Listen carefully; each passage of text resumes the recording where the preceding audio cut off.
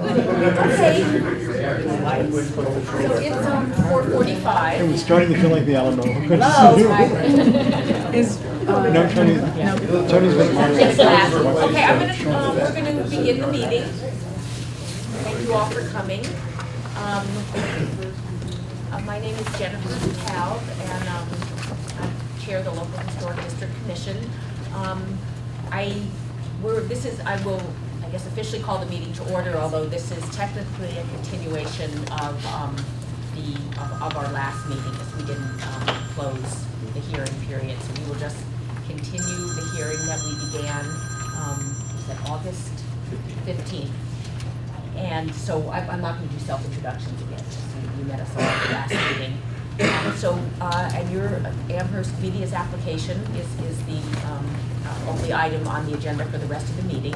So we will proceed as last time, where the applicant will make a presentation, and then there'll be questions from the commission, and then we'll open it up for public comment. I also do want to, add, as last time, that we'll also be continuing this meeting to October 9th at 4:30, because we got some new information today.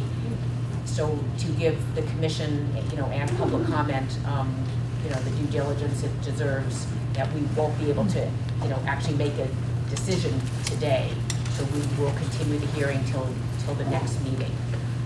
But with that, before we invite the applicant to continue the presentation, I did want to ask Nate Malloy, who's the senior planner with the town of Amherst, and the staff liaison from the town to the local historic district commission, to make a couple of Sure. comments and explain some items. Yeah, I just want to say a few things. So the local historic district reviews the exterior architecture of a building. It doesn't look at its use or its function.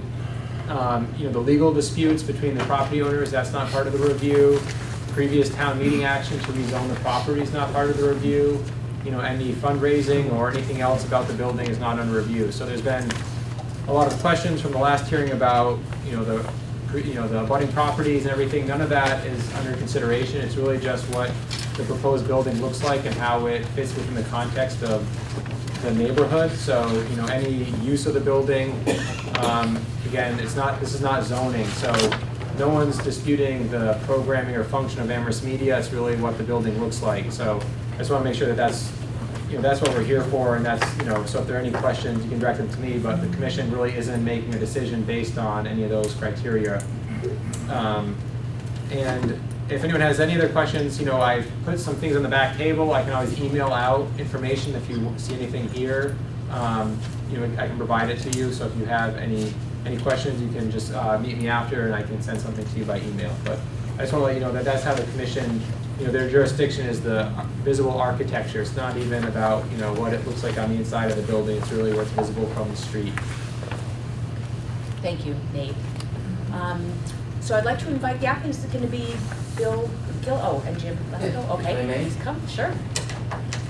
You could just state your name. I'm going to push these back a little if I can. My name is Jim Lesko. I'm the Executive Director of Amherst Media. Thank you very much. Is that mic working on your link? It's for the recording, it's not for the... Oh, okay. If I may, at first, I want to go on record as saying that I did do a request for all records relating to this application. You might have heard about that. So if I may, I made copies for everyone here. So Nate, should I just give those packages to you? Yeah, you can put them out on the table. Well, they're for the commissioners. Oh, okay, yeah. So Jim made a public records request of the emails from when it started until, just, I don't know, when I emailed them last week. So there's about 80 emails in there. And what I did include in there for you is, there's two packets, one on each side, and I did a annotated, so you can find a page on a particular packet. What Nate sent to me, and I appreciated Nate, was the in and out box, I believe, of yours. So there's a ton of duplication, repetitive. Yeah. So, and then of course you have the thread that goes on and on, so you see things numbers of times. So if we can get that on the record, that would be great. Thank you. The second, very briefly, I just want to make a statement, because at the last meeting, it ended with some confusion. And what I saw from some of your emails was confusion on the boundary, whether you thought there was still a legal question there or not. And I'm here to say there isn't. I have another brochure here.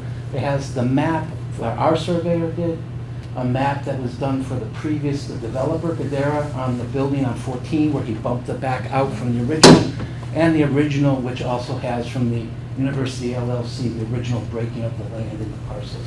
So that's in the next group that I'm sending you. And it also is, there was a permit that was pulled by the Attorney Massengill, and at the last meeting, it was kind of like, I wasn't sure, he was making it sound like we were responsible for the correction of the wall that, that's over the boundary. But as Nate just said, we can't even. No, but the question was, are we legally, is that our boundary? So that's where I'm staying at. But the fact of the matter is that we've been waiting since 2018, February 2018, where there was $70,000 held back on the sale of 38 Gray Street to remediate this. The water that was being thrown at us from 38, the wall, the driveway, the shed, all that has been written since 2018, February, agreed to during the purchasing of the property. And I'm giving you that historical just so you know how long ago that is. In December 4th of 2018, they pulled the permit from DPW to do the trenching, okay? Berkshire Design, in this packet, you'll see a very large map of what they're proposing to do, where they're bringing in the pipes, the wall to be removed, or relocated, excuse me, by grassroots landscaping, how it's going to replace the driveway. It's all written in there for you. It's been a permit granted December 4th, 2018. We were promised that it would start in spring of 2019. Our lawyer, Mr. Pill, Attorney Pill, wrote back at August 7th, please start that up again, and we need it for our purposes of moving forward with our property. And we never heard back from Attorney Massengill, who is the fiduciary responsible for this action, for the remediation. So that packet I'm giving to you also. It's not a lot, but it is the permit.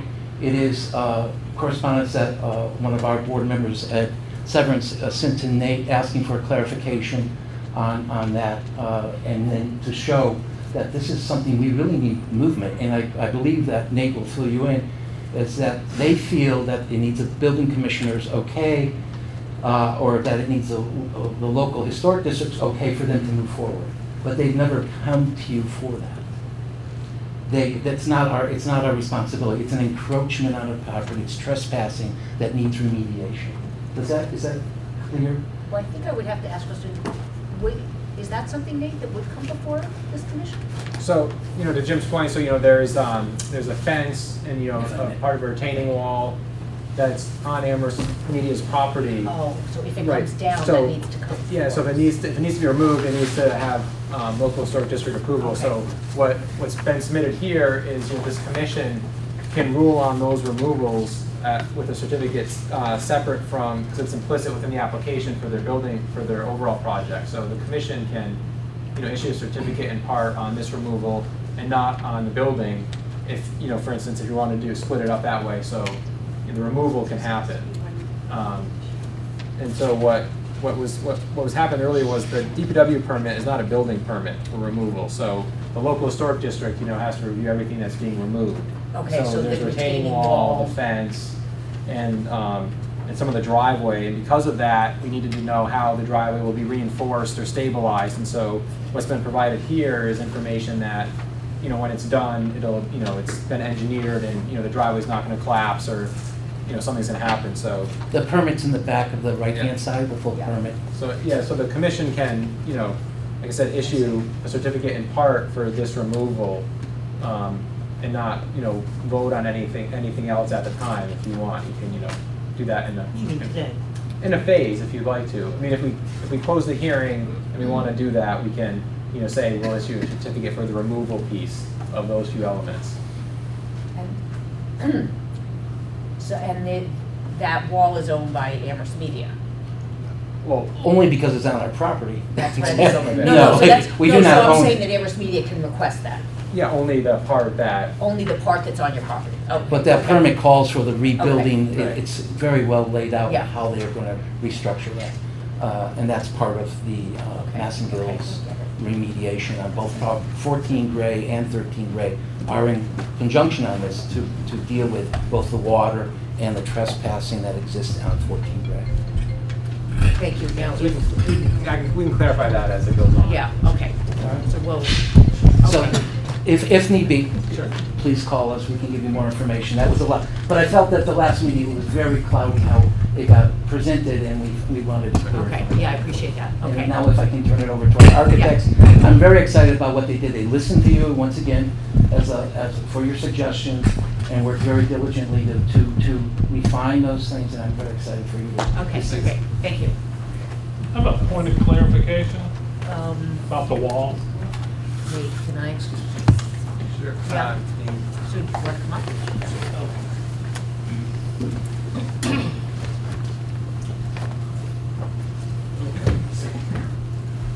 So to Can do you a just state little, your, Attorney Matthew Massing, I represent Harm's Way LLC, the owners of the Yeah. Hill House. Okay, so in order to get, for the Hill House to be sold, funds were held in escrow, and I'm holding those funds. However, I'm not a general contractor. I'm a lawyer, all right? And we did take the necessary steps to address the issues. There's 3 properties. There is the Hill House, 38 Gray Street. There is 14 Gray Street, and then there's the Amherst Media property. 3 parties involved in a very complicated escrow agreement to do this work, okay? And as part of the process, we have Berkshire Design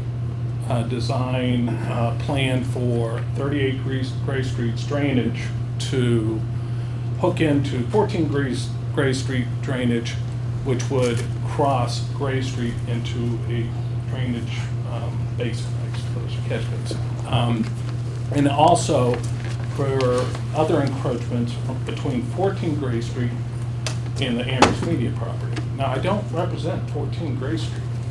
All right, that was Chris Gadara who's speaking on behalf of his mother and their attorneys, Attorney Farber.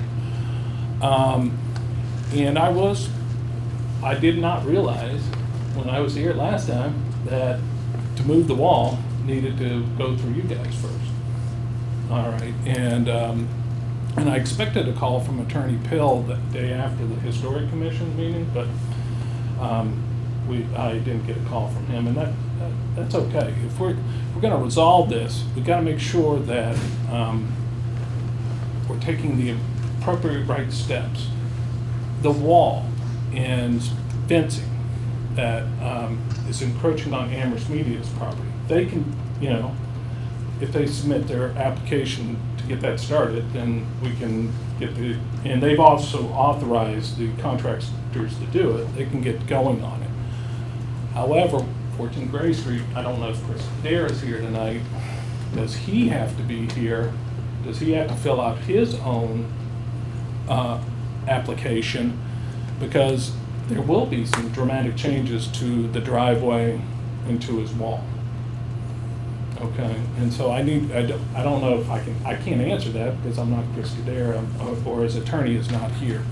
However, my client, he wants to get going on the work himself. He wants, and his work is the least of all. Right. It's a pipe that goes into the pipe on Gray Street. So I'm not the general contractor of this project. I'm a lawyer holding money. Okay, we have Berkshire Design. I know Amherst Media wants to get on with moving this wall, and I'll be more than happy to make, if they issue the certificate of appropriateness and also give me assurances that 14 Gray Street does not have to make any sort of presentation or application, then we'll get them going tomorrow if it's issued today. However, I want assurances from the board to say that, that 14 Gray Street didn't need to be here tonight to participate in this. and actually submit their own application. Yeah. Oh, if it's not on their property, I mean, that's not the understanding. But they're rebuilding a wall on their property. Only what's there, so they're gonna be replacing something that's being taken down to the property line. That's my understanding, so it's gonna be taken down to the property line and then shored up to meet the new grade, so. That's fine. As long as you guys say, hey, you're okay to go forward with it, that's if that's what you decide tonight, then that's fine. But I don't want to get put in another situation if we send people out there and then the building inspectors does a cease and desist because we don't have the appropriate approvals from boards to But move forward. is your client taking anything down or just putting in a pipe? My client's just putting in a pipe. Right, so you don't need a certificate of appropriateness. No, I would, that's, I'm not even asking for that. Yeah. I'm more concerned with the 14 Gray Gray. Street, yeah.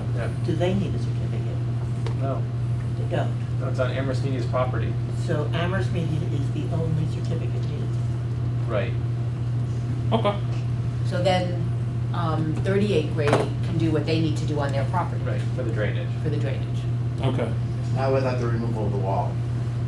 But they need to remove the wall to do that That's work. where it's going through. And 14 Gray Street can rebuild the wall on their property without commission approval. Would they have to have it, because it's visible, it's a visible structure. I have to look at these plans more closely to determine how's it being rebuilt. Okay, so we will probably not determine. Yeah, we how can't, I mean, I didn't realize it was gonna have to be rebuilt for the drainage. They're rebuilding the wall. Well, I think that was the plan. If they don't rebuild the wall, there's, yeah, I it's, guess I'm not sure, but I would think they would, if they're gonna build something that's visible, it would have to come, they would have to. and there's also a fence that's being moved. Right. Yeah. Yeah. Yeah. So, okay, well, we appreciate Okay. that clarification. Yep. Yeah. Yes, sir. My drawing Thank you. is Okay. Do we want to wait till our discussion to take this up? Yeah, Yeah. so the presentation. Yeah, the presentation, we can take this up during our discussion. Okay, Bill, Mr. Gillen? Would you come up representing?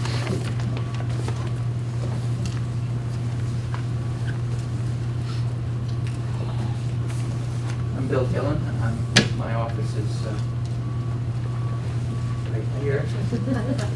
And in my office, office is in town for 50 years. I was here 3 months ago. I had no involvement with the people at all. I don't watch TV. So I came because my wife wanted it for some reason. And I saw the building that they were proposing for the, right there. It turns out it's also right in my driveway, but I'm really looking at the cars coming the other way. It didn't bother me.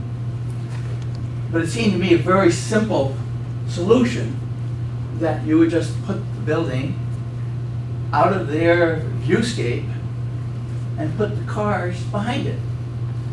And then make the building out of materials and a vocabulary that is consistent with the rest of this side of the street. We don't want to build an architectural monument. That's the purpose of these buildings and the Emily Dickinson. We just want to be a soldier along the street. So rather low-key, ordinary, hopefully professional, well done plan. So we came back last time with a plan, with this model. And it was agreed, or I thought it was generally agreed, that we should work on this massive hunk of the building, which is the work business of the company, and blend it in a little more, so it's less industrial looking perhaps. I didn't know exactly why. But thinking that that's where we were headed, we've come up with this plan,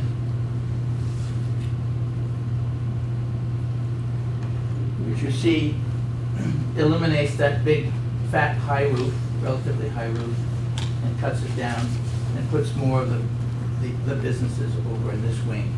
And we made a new main entrance here with a gable entry. Parking is all behind, as we talked of last time. We also raised the building 2 feet so that it was on the level of the land, natural level of the land right here, rather than the land here at the entrance. And that was because it was concerned that the building looked like it was sinking into the ground. And it was. So I agreed with you, and with your help and all of our help, we've come along, and this is how we're developing the scheme, and this is where we think it should be, and the building should be here, it should look like this, and I think you should approve it today. I don't see why you need to talk about it a whole lot. It's very standard. So let's go through the slideshow. You've seen that one, but no one pointed it out to you. Literally in this picture, this is the extent of the erosion. It's like 10 feet or more. It's quite impressive. If you want a laser pointer, here's, right, so here's, you know, Bill was saying here's the property line, you know, so everything here below it is, you know, what's on Amherst Media's property. Oh, so that's the southern boundary. Right. Of the 14 gray. Right. Should we go to the next slide, Bill? Yeah. This is our current layout. We show the much discussed change in grading in this area. Here we are coming down, making it level, and then sloping down again, sloping down again. No walls, and a smooth landscape. The only purpose of this is to enable us to move the building this way, because the original design showed this kind of stuff happening over here, because that's what had to be. But we had the idea that, hey, we could move the building over, we could move the building here out of the viewscape and bury 2 feet down below the ground, bury this contraption that somehow makes the water go into the ground. But that's the work of a civil engineer. The civil engineer will be producing a massive technical backup on that and detailed engineering on it when he goes before the planning board, which I don't think will be for at least 2 months at this point. There was a request that we show what the ground looks like if we cut a section through it. So here's Main Street, and the dotted line along here is the way the grade goes now. And what we intend to do is to raise it up, run straight across all the way to here, and then meet exactly the existing grade. So there'll be what I call a bench right here. Nice place for receptions or a garden, who knows, but it's it'll be all grass and will not obstruct the viewscape. It will probably obstruct the viewscape a little bit if you're up in here looking this way. You won't see the cars waiting at the light as well. So let's go for the next one. The plan. I guess I should stay standing. Oh, Bill, here's a pointer too if you want it. If you hit the top button right here, it's the green dot there. I hit the top button. No, Is it, I don't see anything. oh, geez, it's just working. Yep, I'm not seeing batteries right now. So because we raised the building up a little bit, and our main entry is over here, in the middle of everything, we had widened the sidewalk at this point and carried it as a flat surface all the way to the doorway and coming in here. So if you were wanting to have handicapped access, you would just go along here and in. Along here is this becomes like a patio, and there are then 2 steps down to Main Street. Then over here, there's just a slope, planted slope. Here are the 15 parking spaces. Here's the handicapped space. Because we raised the building a couple of feet, we have to make a ramp to get in, but it's all under a roof.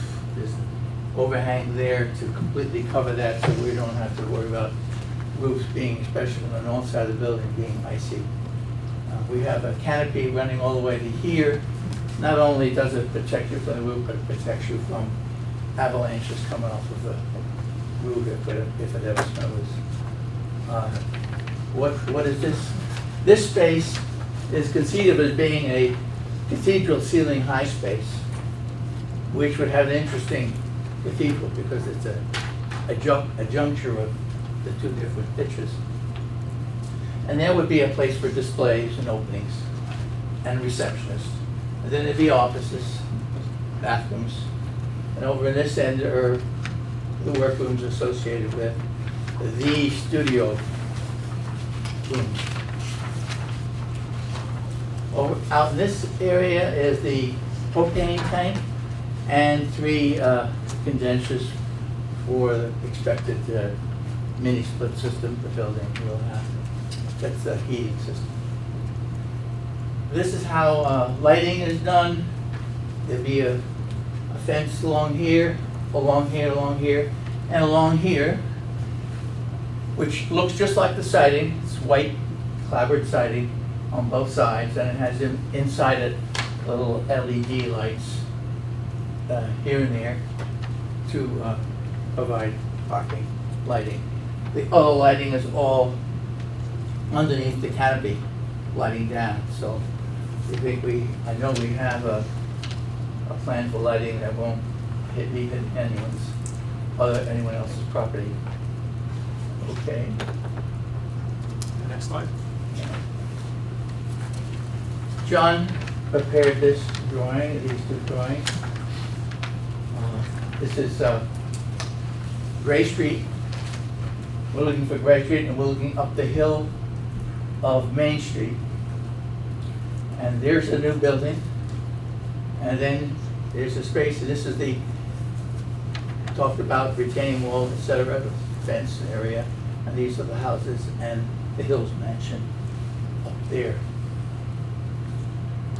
We think of this as being a bookend for the block. It's really pays tribute to or copies the character of the buildings that are its neighbors.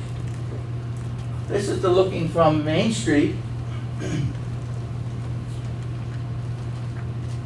John, what does this center line stand for? That's the one you just pointed to? Yeah. Yeah, that's the end of the property owned by Amherst Media. They own 2 lots. Right. Those 2. We're only building mostly on 1, but we can build on 1 and put all the parking there and still conform with the zoning bylaws that there be a certain amount of open space associated with the project, so with the property. So this land, open land, is necessary to provide the zoning requirement for open space associated with that building. That could allay fears that someday we might build into it. If you did, it would take a hearing like this one and more to be able to do that. So this is hopefully puts the building in context for you, so it's not viewed, it can't be viewed as a tall building. It's got to look like the other buildings. Let's go to the next one. We were asked to do a perspective. Carol did the perspective. You worked on it in a week, right? You did. And so this is looking from where I said the grade allows us to put a sidewalk alongside the building, go in or go down the stairs and come out. It's hard for me to see this, but this is a detail of the entablature and eave and base detail. There are double hung windows, and this is part of the area that we see as being a display area. Here's the building on the site.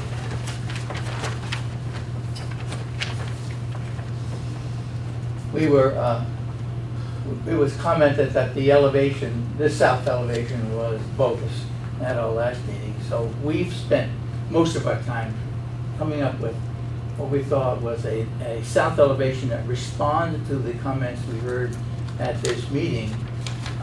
And then we worked the rest of the elevations out of that. You know that the building is where it is. I told you that. But if you take the building and its parking, required parking, that's the footprint of the building, it's gotta be that, unless you do something else like drive on top of the building. for the parking. But that was the challenge, is getting the parking in the building out of the viewscape. And then do it in a technique that looks like it belongs there. Now, unfortunately, we made the model out of white wood, but I would have preferred it to be the same wood, so you couldn't tell it was new. You'd say, what did you do? What is the next one? Formal elevations, as that you would see from Main Street, from the west side, looking from Triangle Street across, from Gray Street, and from the parking lot, looking back at the building and seeing that low canopy over the ramp to get down, and then that big open space there, which is the main entry lobby, show space. Clapboards, gray shingled roof. Next, please. That's just a blow-up of the plan that we had seen on the site plan. I don't think we're too concerned about that now, because you had stated it's not in your purview.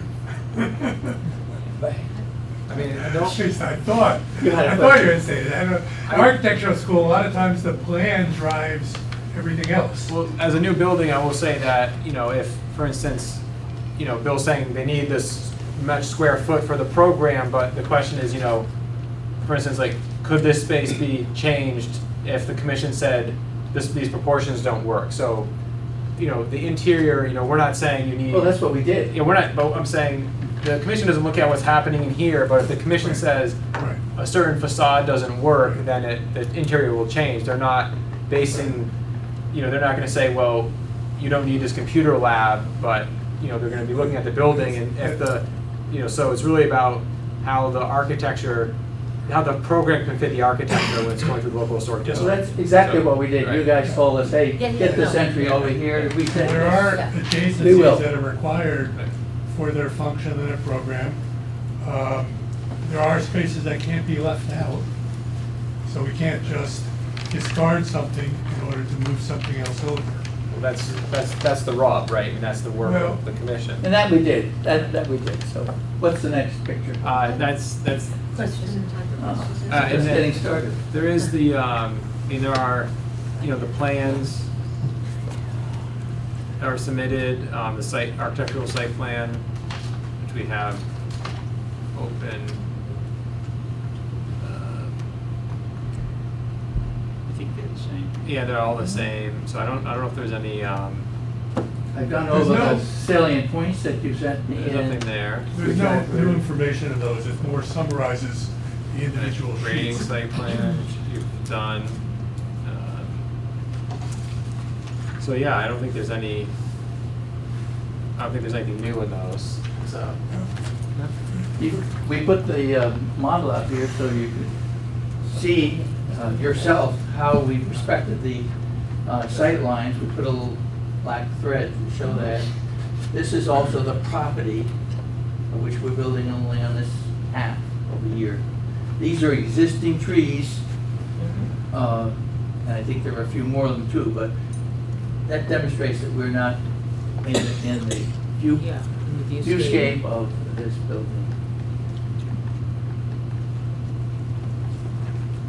I have a question about the propane tank. Yeah.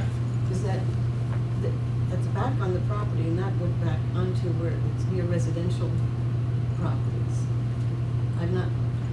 My image of propane is something that, I don't like propane near my house, and that would be in a residential neighborhood, and that might be very old fashioned of me, and it's all very safe. I feel the same way, but we're kind of stuck with it for a while until the gas company will sell us gas. And where is They've got a that? moratorium on it. It's- We can't buy gas now from the gas company. So this But I is, think we'll wait for. it's thought to be a temporary thing. Also, if you go back to the plan, there you could see that, you had it, Oh, this one shows the whole site. So here's the Yeah. area of, Right. where the gas is. And, it's in the northwest corner of the parking lot. And the existing, let me just point out that the existing grade here will be about 72, and the existing grade here is down maybe at 69 or 68. So there's the opportunity that, and there's a little bit of retainage wall possibly here, and the grade comes in, but there's the opportunity that this enclosure for those utilities is not going to be very high, and it won't be visible. On the other hand, there's the retainage that has to be worked out here. So what Bill showed earlier with the fence, we'd like to clad it in a material that faces the building, of similar to the building. This here will not be a very high, if you go to the elevations, Steve, if you want to go to These. yeah. The reality is that here is right at the street. Here's the height of that back wall because of the property retainage that's required all the way up Gray Street. The site is coming down here. We hope to be no more than 12 inches above this ledge to where, we're 12 inches or 18 inches to where our, if you go back to the site plan, Let's do this bench is up here. It's going down this way. Yeah, that's what, I think we got it. I think we've answered all the questions that came up, but go ahead. Yeah, no, I don't want to, open it up for our questions until you're completed the presentation, so I don't want to. Have we completed? Yeah, okay. Did we forget something? Okay. Thank you. So, I'd like to, Excuse me, may I ask you all to speak up a bit more? okay, yeah, we don't have microphones. It's very Okay. difficult to hear you, Okay. and I think that's the Yeah. purpose of being Yeah. here. okay, that's Thank true, you. and you're sitting under a noisy airflow. I think. moved twice. I'd like to do something which is going to explore the role that I have on this commission, which is I'm the position on the commission which is filled by someone who's obliged to be a registered architect. And for those of you that might go searching, my registration has just lapsed, but I have been registered for many years and in 7 states, in all New England states and New York. So I let my registration lapse because it required continuing education and all sorts of other things, but it didn't, my 50 years of experience has not lapsed, shall we say. So that's, I say that only because I'm about to invite the applicant to entertain a way of thinking which is rather challenging. And I think that challenge will probably be extended to my colleagues here as well. When we finished our last hearing, the commission had very limited amount of time. We held ourselves to a limited amount of comment so that the large number of public attendees could take the bulk of the time. That, of course, meant that some of the opinions that we've had, and certainly I've had for quite a while, didn't get aired. Bill, I applaud that your presentation today has taken, as much as I can see, all of the commentary that we made related to the proposal that you made last time, and I'm rather disposed to it. I think it's rather interesting. However, in our March meeting, when we rejected the first application,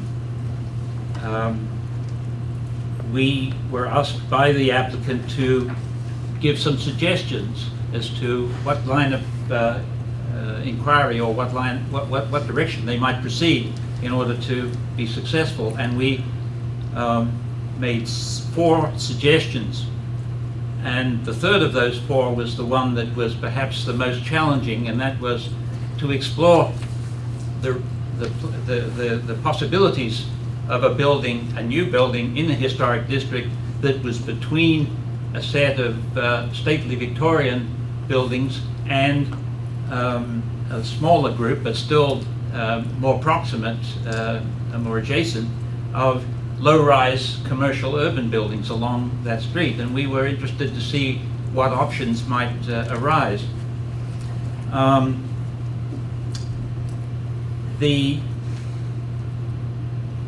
At the last presentation, we were given a topographical map of the site, which was very helpful, because my line of thinking, which I want to ask as a question, is: has the applicant considered, or would the applicant consider putting this building into the site, rather than raising it up, putting it into the site in such a way with a flat roof that to some extent echoes the more commercial buildings, more recent commercial buildings on the other side of the street, would allow for the meadow to extend across. Can you put those up? Would allow for the meadow to extend across the roof of this building, and essentially from the western and the northern aspect make it disappear. So which one do you want first? We'll take this was a plan that I just used to represent a plan, and I think it's actually would be more satisfactorily resolved by the plan that you currently have, which is close to here and a little further down. But the concept is the same.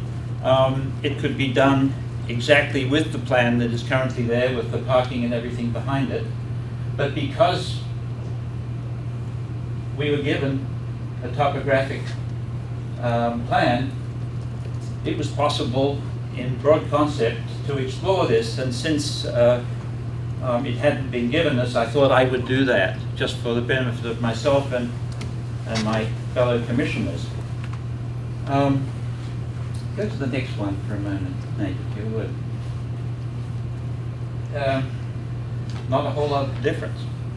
This flat set here, instead of stopping and going down, in my notion, with the building at its original, or perhaps a little lower, the meadow continues right across, all the way across the roof. This is the higher portion, which would have to pop out, but pops out about 4'6" or so, and that would be visible, but could be screened if that was intended.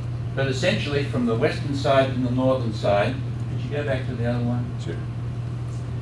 From this aspect and this aspect, you wouldn't see this building. The reason that I was drawn to thinking this, or asking this, of myself and then of everybody else, I guess, was that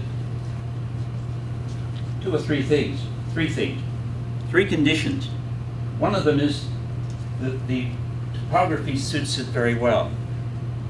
The second is that the applicant is committed to a single-story program. And the third is that this meadow actually continues substantially beyond the boundary. And depending on how interested the abutters were with this concept, the grading could be feathered out if necessary. I'm not even sure that it would be, but could be feathered out into the adjacent parcels to make it look even more natural. And speaking from my experience as an architect and having done buildings like this, they are typically a little more expensive. But we are talking about a building which we are trying to, if we go the other route of trying to emulate the style of the Victorian buildings around, we tend to be adding detail, which is adding dollars. Depending on how successfully this building was, this approach was regarded, how well it was developed, it may or may not have a positive benefit in leveraging funds from people in town. My sense then is that, and this is now to my colleagues here, we've been together for a few years. I've been on, this is my 3rd year, which is not very long on this commission. This commission hasn't been functioning at this level for very long. Actually, it's been enlarged relatively recently, the district. And the presumption is that a fitting building in a historical district is one that emulates the style of its abutters, of those buildings surrounding it. My question to us as a commission is that always the case? Might not this be an instance where the fitting response in a historical district is exactly not that? It's to, if you like, to say, reflect the lower grade commercial buildings on this side of the street. But even if they weren't there, do we always need to reflect the surrounding buildings in the style of the new building? Generally, I think the answer will be yes in some fashion. But in the unique situation that we're in here, where we've got a strenuous contingent of abutters who, from the repeated appearances at our meetings so far this year, are pretty strenuously against the presence of a building in this very prominent and gateway meadow. On the other hand, we've got what I think is one of the more deserving institutions in town, which is applying to build there, which is saying we need to have an identity in town. We need to be in a prominent location. We deserve this. We've served this town for a very long time. We've acquired this parcel. It's exactly where we want to be. It fulfills all of our aspirations. We should be able to be built there. So you've got this tension. You've got this tension between a very deserving plan and an historical setting with abutters that are the most prominent and elegant examples of Victoriana in town, who are feeling, to some degree, I suppose, violated by this presence. And the reason that I explored this option and will push for an answer as to whether the applicant on the one hand and my board colleague, my commission colleagues on the other, would feel positively disposed towards exploring this, is because of this tension. And it seems as though we have the opportunity to have some sort of cake and eat it as well. And I would like us to explore that possibility and see it go down in flames rather than being too timid or being confused by the sense that there's already too much water under a bridge. Again, I apologize that this seems belated, especially as the applicant has gone through another cycle, but unfortunately, we didn't have time at our last meeting for me to push this, and in fact, neither did we have the data that was necessary for at least me to explore it and satisfy myself that it was not a good idea. From my point of view, as a professional designer, architect, I think this is a very attractive concept insofar as my understanding of the desires of all of the parties and stakeholders involved, and I'd like to see it looked at very thoroughly. Thank you. Yeah, and that, well, it's really, for us to discuss, but, so Nate, I need your help here. Is this something we should discuss among ourselves now, or wait till we go I think we can just close the evidentiary? No, we're going to keep the hearing open. Yeah. So we'll need new information from the applicant, so I will continue the hearing now, keep it open. I would ask that the rest of the commission ask questions, whether it's of Bruce's concept or of the presentation tonight. And, this new information we received just today, so I don't, I have comments too that haven't even been formulated in a response to you, to the commission. So I think this is a chance for the commission to continue to ask questions, both of Bruce's idea and, the presentation tonight. So if there's comments or questions. I mean, I think what Bruce, the poll here, again, is another poll that we have, is that we're talking about putting up a building in what's a side of Main Street that has been very bucolic and pastoral. And so and that's also what we've been struggling with. And so this, you know, again, we would, you know, just look, so that I really appreciate in this, that it's really trying to blend in with the pastoral setting, but it's a very different kind of, the structure part is very different than the surrounding area. So I think that's a lot for us to grapple with, but that's it in a nutshell. Buildings, let me remind us all, buildings last a very long time. Right. This may, I don't Exactly. know, let's horrendously imagine that this might take 6 months to resolve, or even more. That is a small fraction of the life of this building. It's a small fraction of the life of this building. And for the whole of the life of this building, if we get it right, we will all be appreciated by people that live after we have gone away. And if we get it wrong, It'll be there It's forever. there. It'll be there Well, forever. not forever, but for But for certainly a long time. Could be all of our 150 lives, we'll years have to or more. deal with it. Right. I don't want to be hammered by folks without at least going down in flames on this. I agree, yes, I think we should. I kind of wanted to add to that because You'll need to talk louder. Oh, I'm sorry. I really appreciate Amherst Media. I think they've done a wonderful thing. I also really appreciate all of the work Mr. Gillen has done, changing and listening to our concerns. But I also think, that being said, that our job is not to pass judgment on Amherst Media, or it's to try to build the best building we can on one of the most beautiful sites in Amherst. When I walk or bicycle or drive up Main Street, I always stop and look at the beautiful landscape, not only of the 19th century buildings, but of the whole of Amherst that you can see from there. So I think before we give up that gorgeous view that all of the people of Amherst enjoy, we want to make sure it's the right building. So however long that takes, I know it's really hard to prolong things, but I agree the building's going to be there for a long time. But the landscape has been there for a long time. Anyway.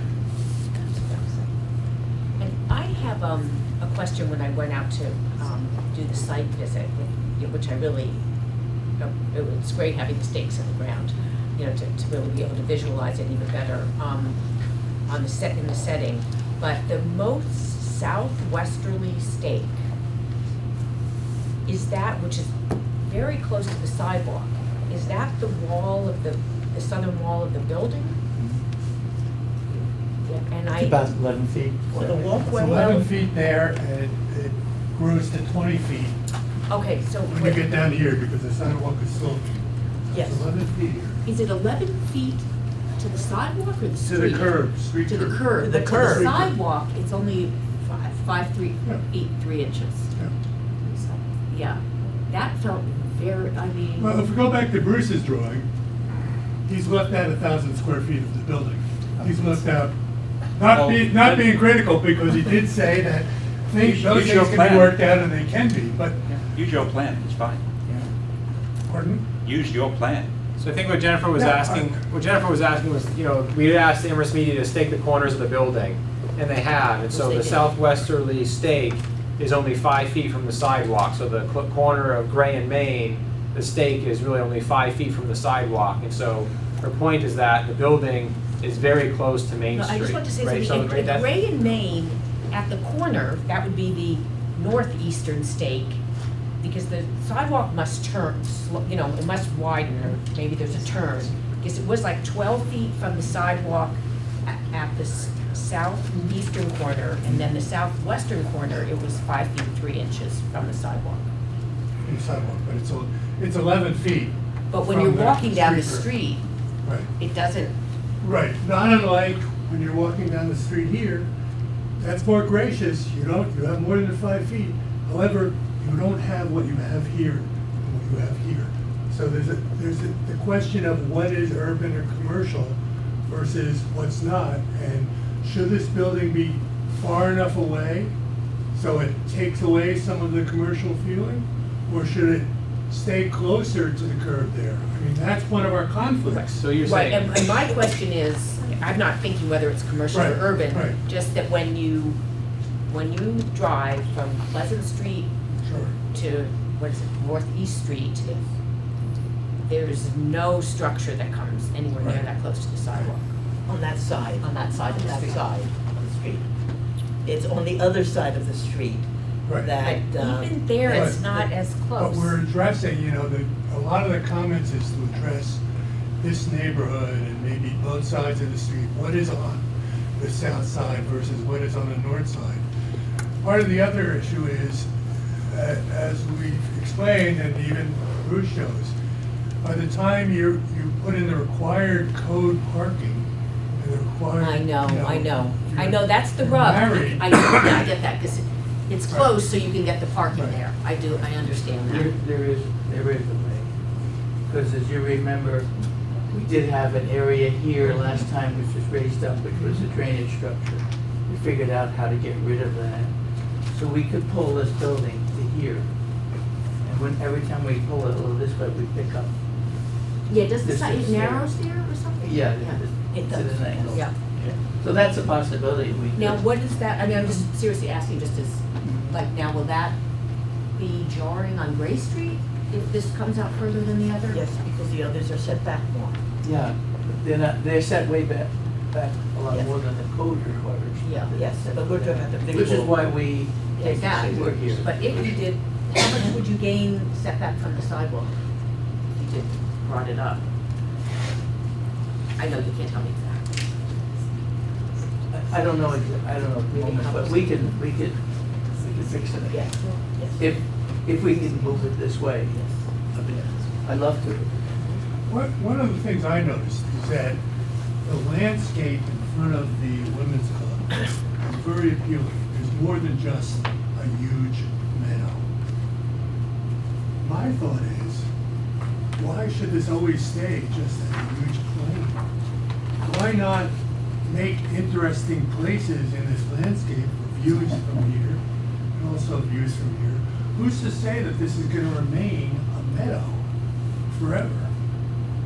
Do we want that? I mean, you know, it's a We're letting question. someone else figure that out. Well, I'm not, Don't open a I'm can not of worms.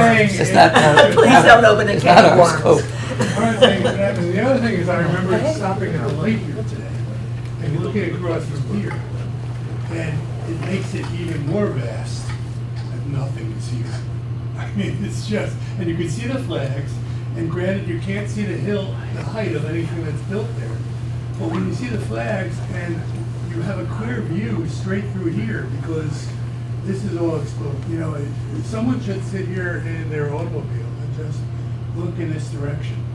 I understand the pedestrian scape and what you're saying, and, you know, we should look at that and see what can be done. And what Bruce said, maybe that picks up some character of, you know, the street game across, maybe there's some ins and outs. But I thought we were doing it with the, you know, as well as comprehending their program for the large spaces and having a large entrance here. And we can only set it back in so far and Well, okay, there's just another question. What is the zoning requirement for setback?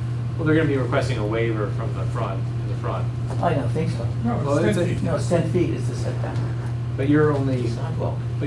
5 feet from. But The property line is the property way line up. is right on that street curb. The property line is right. The town took the land. Right at the Oh, curb. so it's a setback from the property line. The town widened it and took the land for bus terminal. Yeah. So, but they're honoring. But the right of way original- still, I'd have to clarify the right of way there. Can I ask Yeah. a naive question? Oh, When looking at this, probably it's not possible, but can you flip this so that the tall part is here and the narrow part is that, or does that not? We could do that, but the parking would be exposed then from, Oh, okay. as you drive down here, you'd be looking at the parking lot Okay. and down the street. Okay. So you thought, I got that. since there's a parking lot over here, we weren't really providing. Yeah. Right. Okay. Right, I got it. Okay. Yes. Marianne. Okay, so I'm trying to pick up the threads from the conversation that we had at our last meeting. And I was less entranced with the notion of picking up the business feel Me too. from the other side of the street. Mm. And I was more intrigued with what I think is Gray Street, which I think is a beautiful street and beautifully done. And therefore I saw the conceptual dilemma of facing Gray Street and reflecting those houses, which I think you've done very well in this new version. And I would like to see the setback continued, because the setback continues as you go up Gray Street. Mm. As I said, I was not interested in reflecting an urban or business feel on the north side of Main Street. I think that Bruno's and the hot tub place, they are what they are, but they're not something I would want to reflect in, as we're building a new building in the local historic district. And the setback, of course, there's very little setback for Bruno's or the hot tub, or indeed the Kendrick Management Building, all of which are really right up on the curb. And I prefer the idea of the setback. Now, I also have to say that I think that the hillside is a great visual amenity.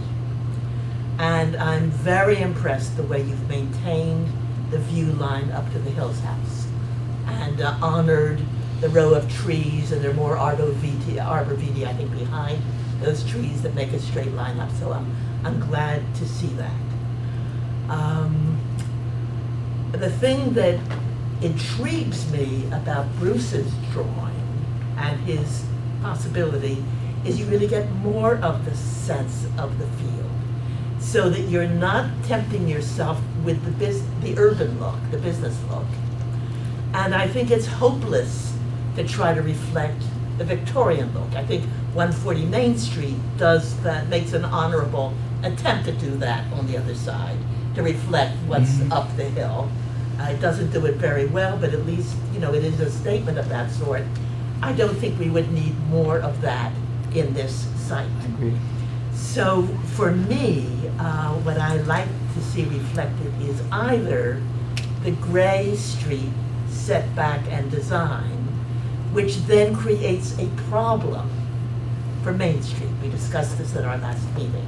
You just said that. And I think that Bruce's resolution of that is an interesting one, to turn it into essentially visually a field going up in that direction. So I would hope that you felt that the applicant felt that this was something that you could consider. There's one other argument, I think, for that, and that is, whereas on the one hand, we are a regulatory body that looks at new structures as well as, repairs, rebuildings, whatever, in terms of the visual context, we're also encouraged to try really new, innovative ideas.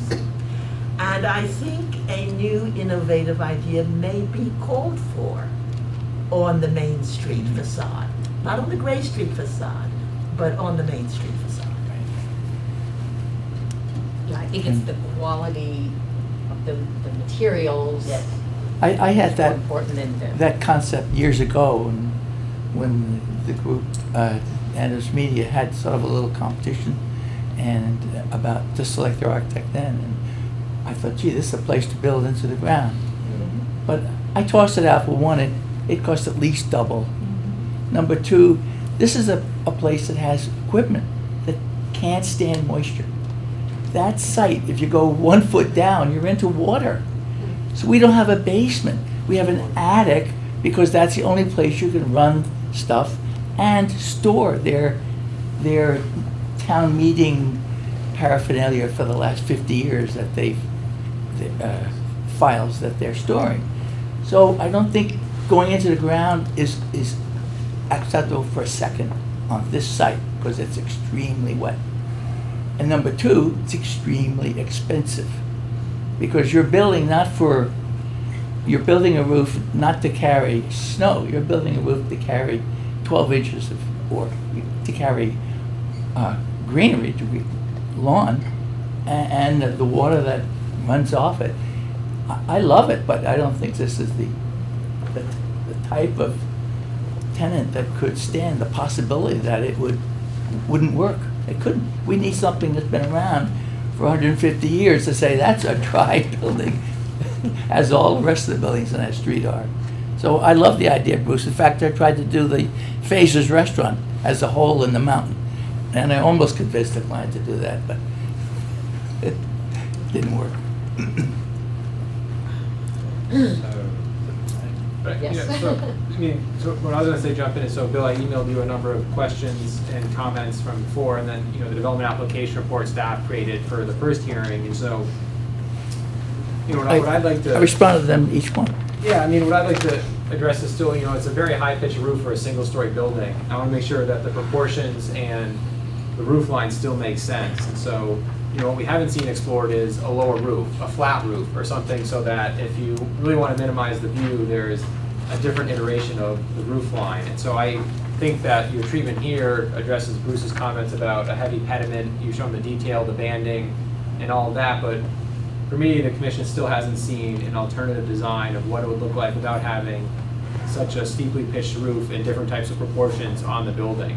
And so even the central atrium right now is really wide in your floor plan. So could that be narrowed, take two of the doors out, so 3 feet on either side of the door, and the building is now 6 feet less in width. And so there's a different proportion there that the commission can work with. So for me, I think, having just looked at these designs too this afternoon, if I'll pull up a plan that makes more sense. So if we looked here,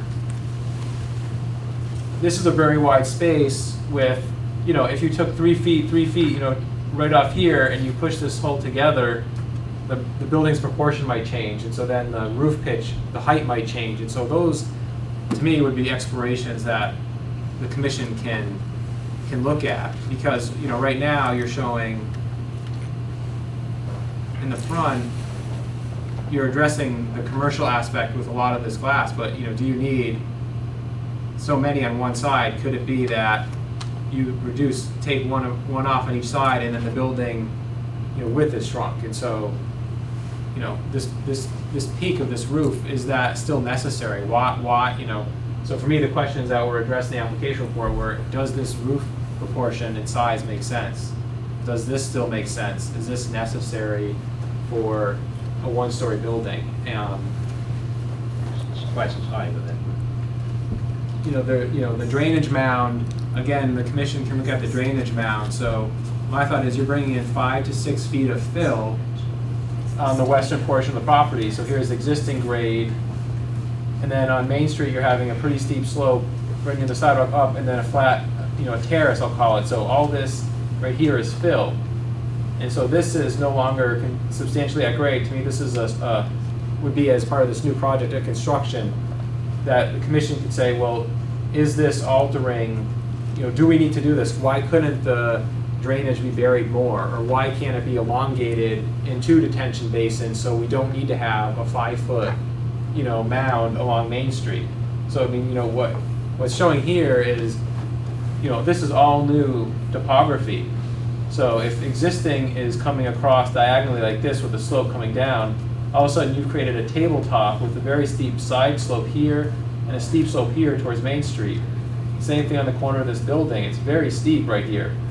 So for me, the commission, both the setback from the sidewalk is important, but then what's the relationship of this building to the sidewalk? You're having a 3-to-1 slope, or something very steep to the sidewalk, and so as you're walking, it's going to be a steep embankment up to the building. Is that something that the commission wants to see? I feel like I would want to see a cross-section elevation coming through here, showing the relationship of the building to the sidewalk to the street. Those are decisions that the commission needs to know to make. And so, I think the design's come a long way, but I still think there's more that the commission can see before it makes a decision, so. Yeah, I agree, because I wondered whether you would feel like you were just walking, when you're on the sidewalk, there'd just be a wall, right. Right. I think in 5 minutes, we'll open it up. If there's no more Yeah, questions. Yeah, to the public comment. Okay. Bill, I want to refute absolutely what you just said. It's not going to cost twice. The structure may cost twice, you know that, but you also know that the structure is about 8% of the total building cost. So maybe we've added 8%, well, let's be generous, let's say we've added 16% to the cost of the building. But it's not going to double it. It's not going to double it. You know that, and I know that, and I want my colleagues to know that. Number two, the building is at the same, at least in my study, it's at the same elevation as your original building. It's not in the ground. It's on the ground. It's just that because we've got a site that slopes up, the site above it is brought up against the building. And you can use these Durasol materials so that the structure is perfectly well drained, perfectly safe. Now I know in order to have something like this explored energetically, you're going to have to want to do it. And I may be trying hard, but I know you fairly well because I've worked for you for 5 years, about 30 years ago. And I know you don't like imagination. So, I heard you, Bruce. When architects talk to so each other. number two, this is to you all here, my commission colleagues. You know, I'm right They're next not to going his left to hand. look at this. This is not going to be explored unless you want it. Bill and the applicant know that if I'm the one that wants this and I'm not joined by you all, they can ignore it because I'm 1 vote out of 7. I'm irrelevant. If you want this looked at, you're going to have to say so. And number three, you all who are attending this meeting, if you think some approach like this is worthy of exploration, you could say so too, if you agree with my thoughts on this, and that might encourage the applicant and the design team to push a little on this. Not with insults. Not with what, I'm sorry. Insults. I felt he was insulting our architect. I don't know your relationship like that, so I'm not insulting him, I'm challenging him on a matter of fact. I felt it was an insult, so. Well, I'm sorry if I didn't intend it to be, and by the expression on Bill's face, I I could just see very rather well things that it wasn't. remain civil, so. Yeah, I want I think to the go off last track. thing you said, let me just interrupt quickly, the last thing you said about bringing the third interested party. We've been talking about the two interested parties, the board and the applicants.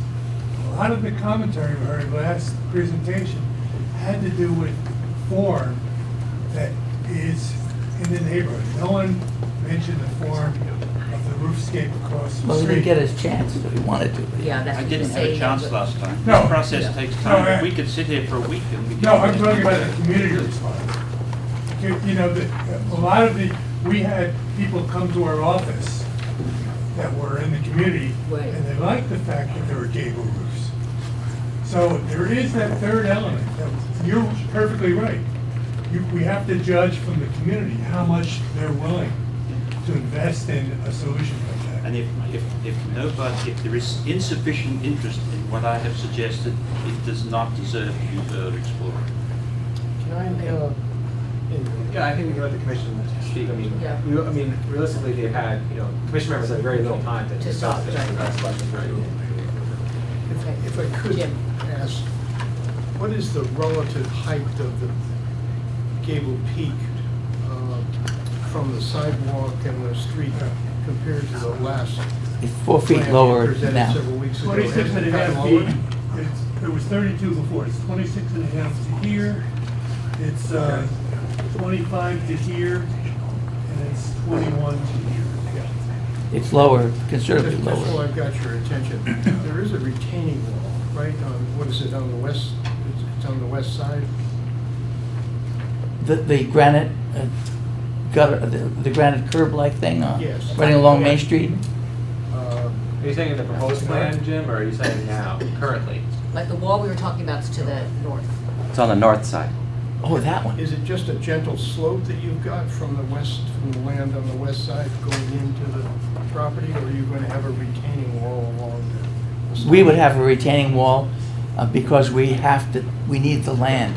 We can't, otherwise I'd love to have a slope, but we can't do it. They can make a slope on their side, no problem. So can you just repeat the heights again? So it's 26.5 to the highest ridge, and then it was, what's the second gable height above the entry was? 21. Well, the main ridge here going Oh, yeah. east-west is 23. This is 21. Yeah, 21. That one is Peak is 20, the peak is 21, and the ridge is 23, is that Mhm. 36? The lower ridge. And what's that measured from, the base of the building? Or what's that? Measured from, all those are measured from the floor plan, the inside, Finished floor. finished floor. But here, it's very close. Here, obviously, you're dropping down. You're getting to 5 feet by the time you get to the street curb here from that same 269 floor elevation, inside floor elevation. Sorry, but the tallest one is 26 and a half feet? Is that I'm sorry, you said? what? I said the tallest one is 26 and a half? I didn't- Mhm. 26 and a half is that taller, is the Yeah. western. That makes It was 26. 32 last time. Right. Okay. And that's pretty much from the sidewalk. From the at that sidewalk. point. So it went down. But as you more go than 4 down, feet. unless you step the floor plan down and ramp and stairs inside, you're gonna wind up with a level floor plate that's 5 feet higher at Gray Street. So that's. We couldn't make any grade changes inside.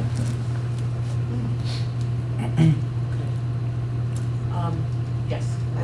I think that given the time, we should hear from the public Well, we want to. and make sure that we have time to make closing. Well, the hearings are continue open.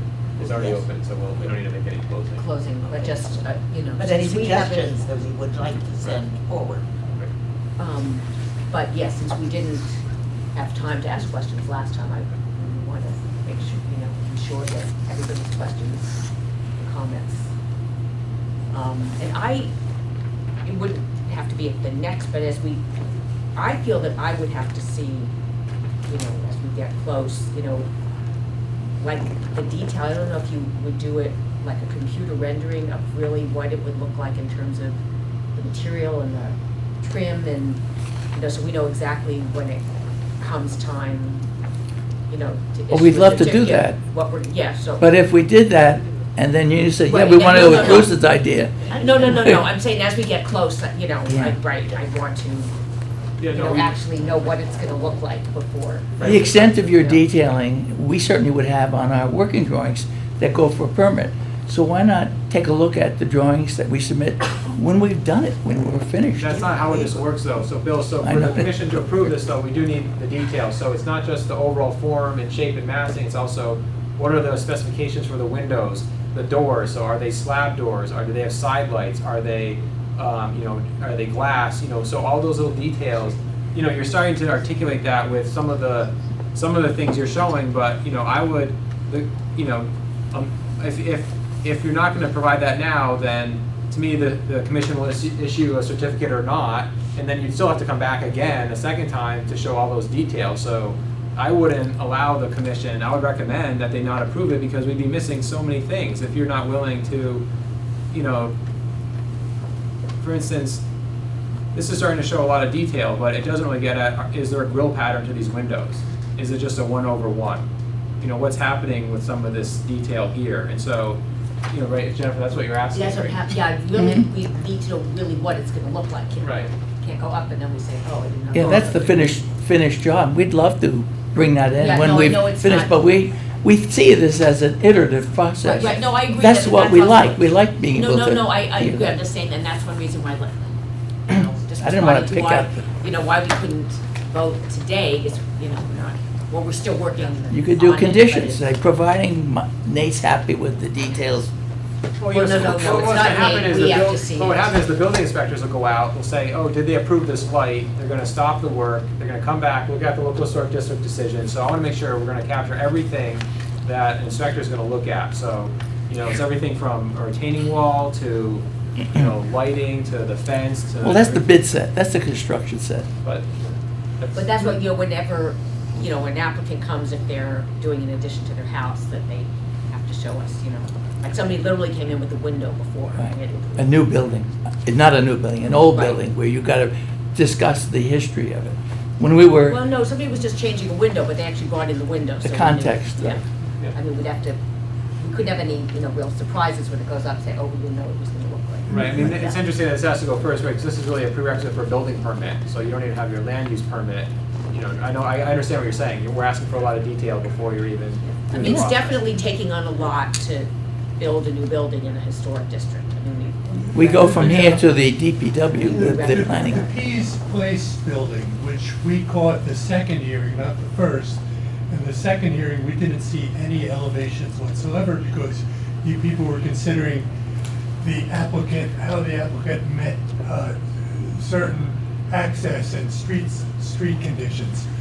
Can you forward us the drawings? That's a whole new house, and it was neoclassic described as something. Right, Can but we see what they presented to you so we have an example of what you need to see? Because I don't want to think that you're going over backwards, asking for a lot more detail for our building than that whole. Okay, so I'm gonna say two things. They actually showed us, you know, a drawing in color At of the what it first. was But- going to look at. Right. But this is a much more historical, a much more prominent location. Well, than- that explains it. Yeah. It's No, not there- apples and apples. It's not apples and apples. Okay. Yeah, I mean, we're Okay. very upfront about, this is like one of the most important, if not the most important, you know, location in Amherst, so, yeah,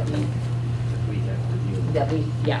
And also in terms of this, the street, we made a lot of, offered comments to the zoning board of appeals, but that was also street.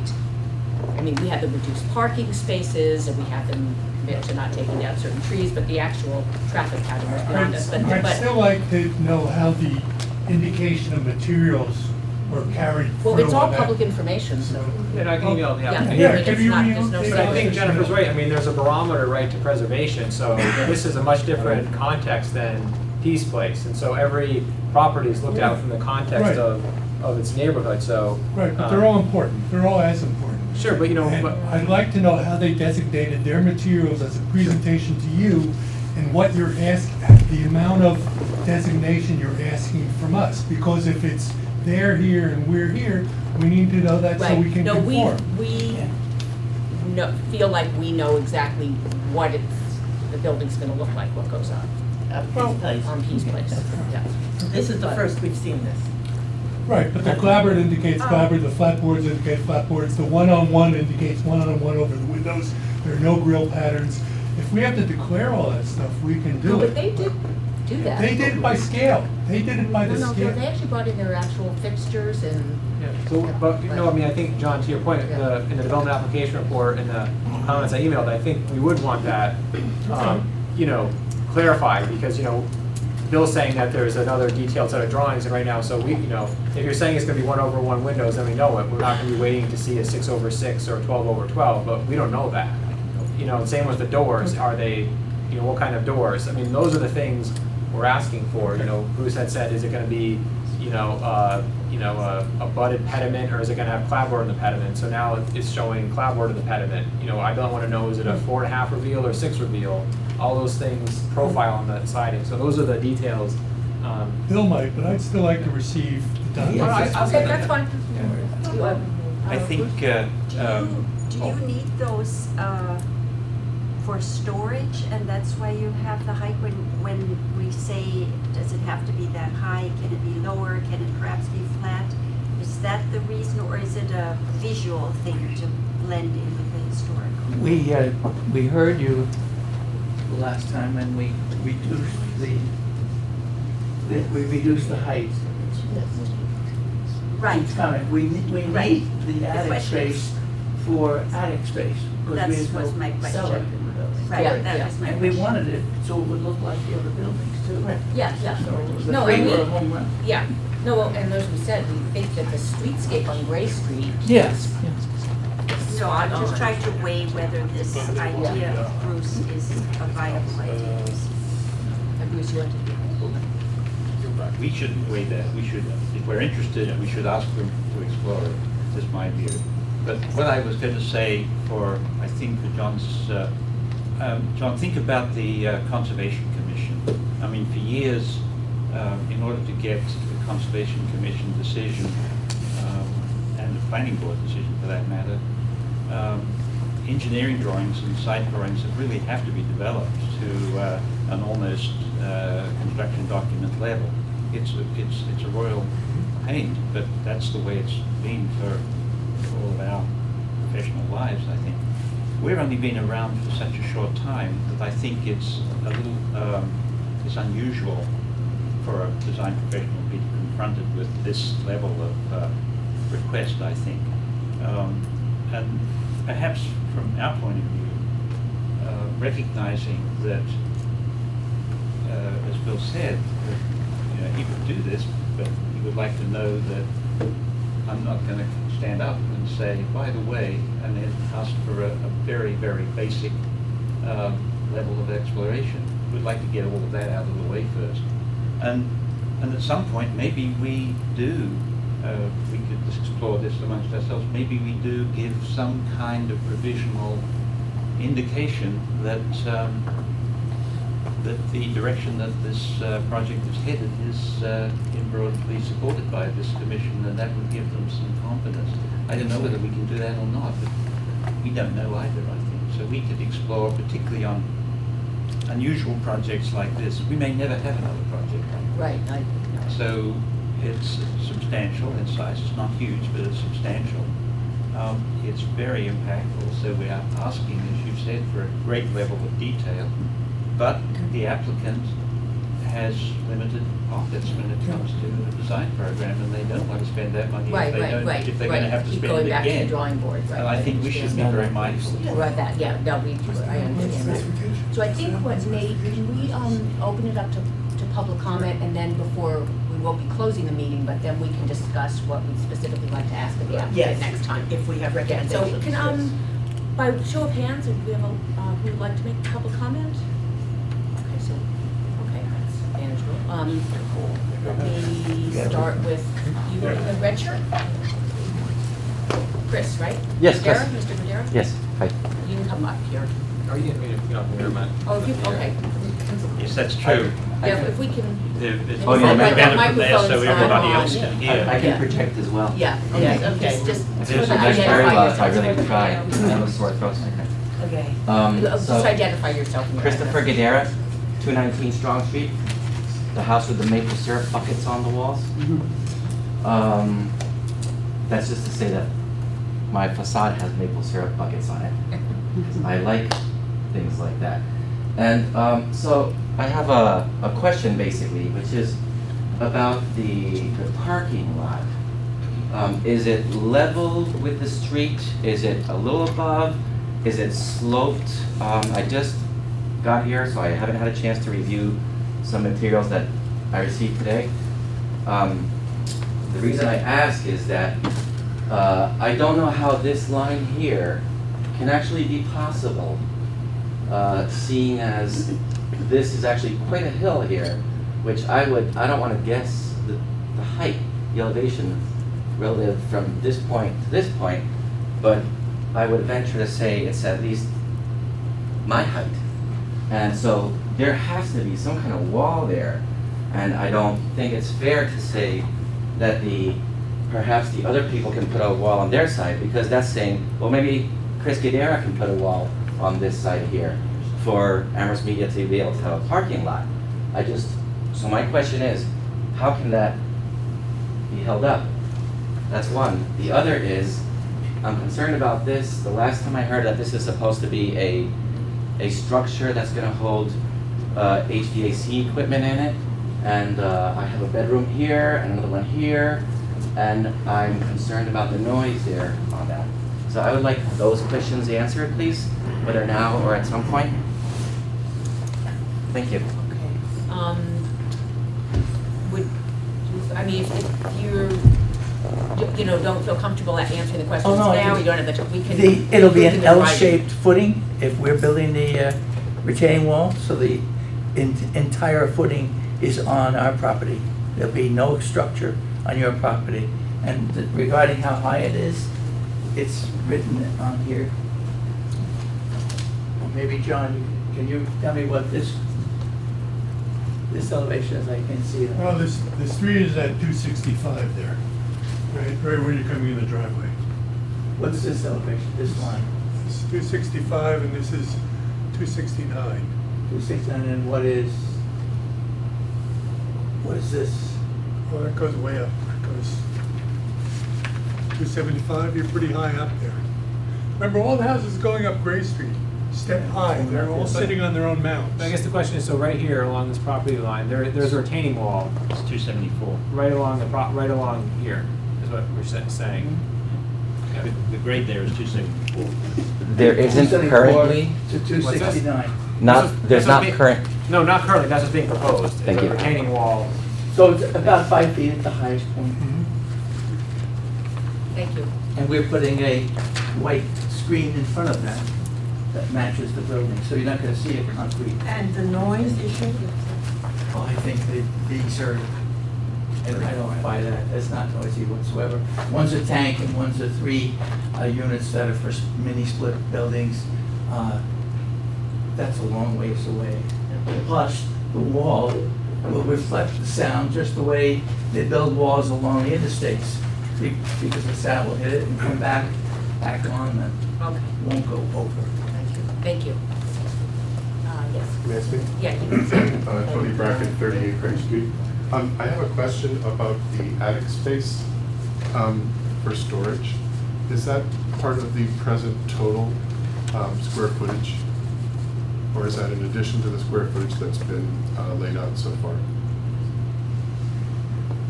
We've been talking about the footprint all along.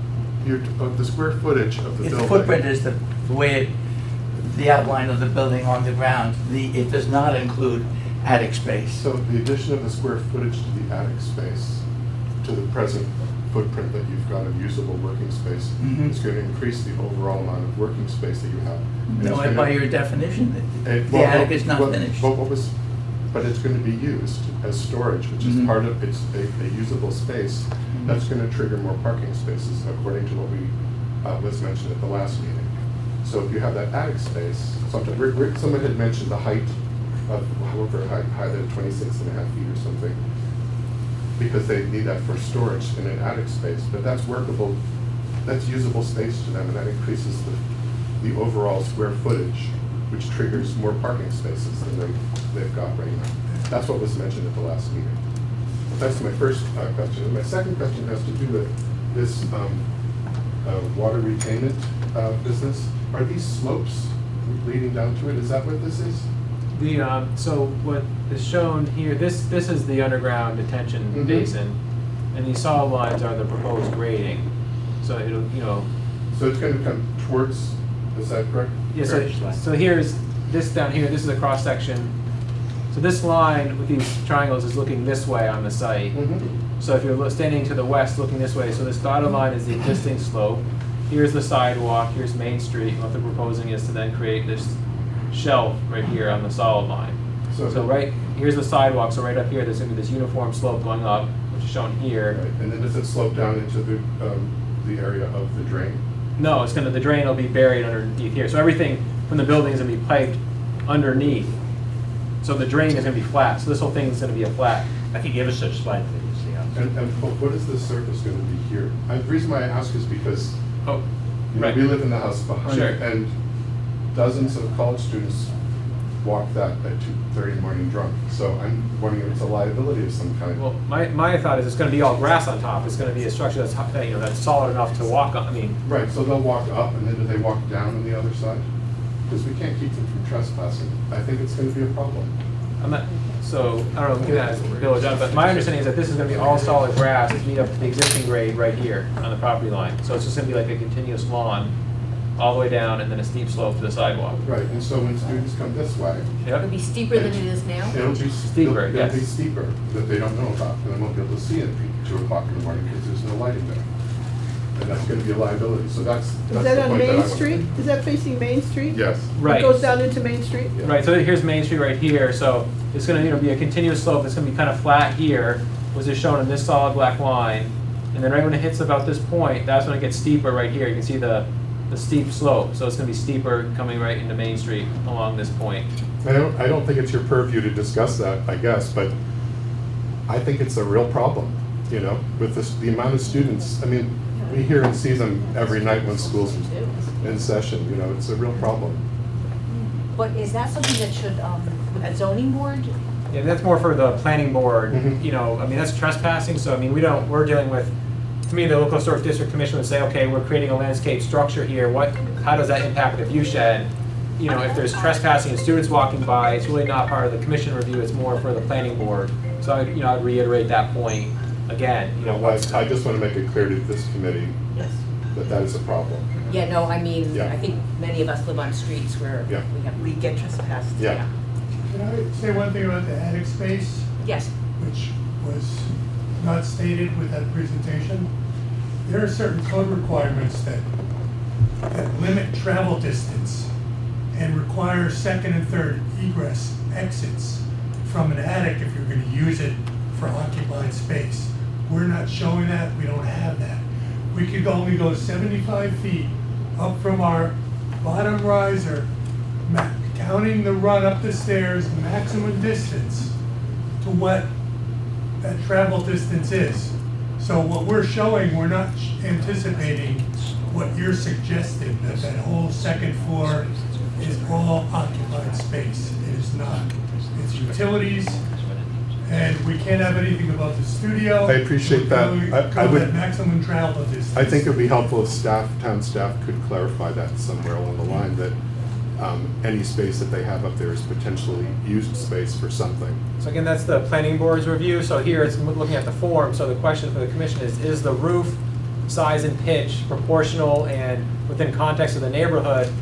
And if it's not, then they need to change it. It's not about what's gonna happen underneath that roof, whether it's for attic storage or for office space. It's really about, does the roof slope and the proportionality and the massing and the height work? And so, you know. Because your question was even about the parking, which isn't. So to me, it's like looking here and the commission, like we had said in the development application report, is this is a big roof from the west. And again, this is a big roof, so is this height of the roof, is that proportionate height in context of the neighborhood, and is it too big? And so the commission can say, we want it lower, and then they can say, well, we can't because of this, but then there's that back and forth. You know, if it's really the planning board would have a condition that the attic remain for storage space and not usable space, but that's not something that So this commission will who look at. pulls the trigger first in terms of granting a certificate? Is it the planning board or the historic? Well, this is commission? separate from the planning board, so I there are. understand that, but it seems like there are issues on both sides of it that. Yeah, so I think there can be, part of the local historic district review could have conditions on it that if there's changes by the planning board, it has to come back. So it may be an iterative process. So the planning board may not, they might say, well, we don't want to reduce the parking or something, and it changes the site plan, and then it's going to have to come back here. So it could be an iterative process Right. if there are significant changes by the planning board. So there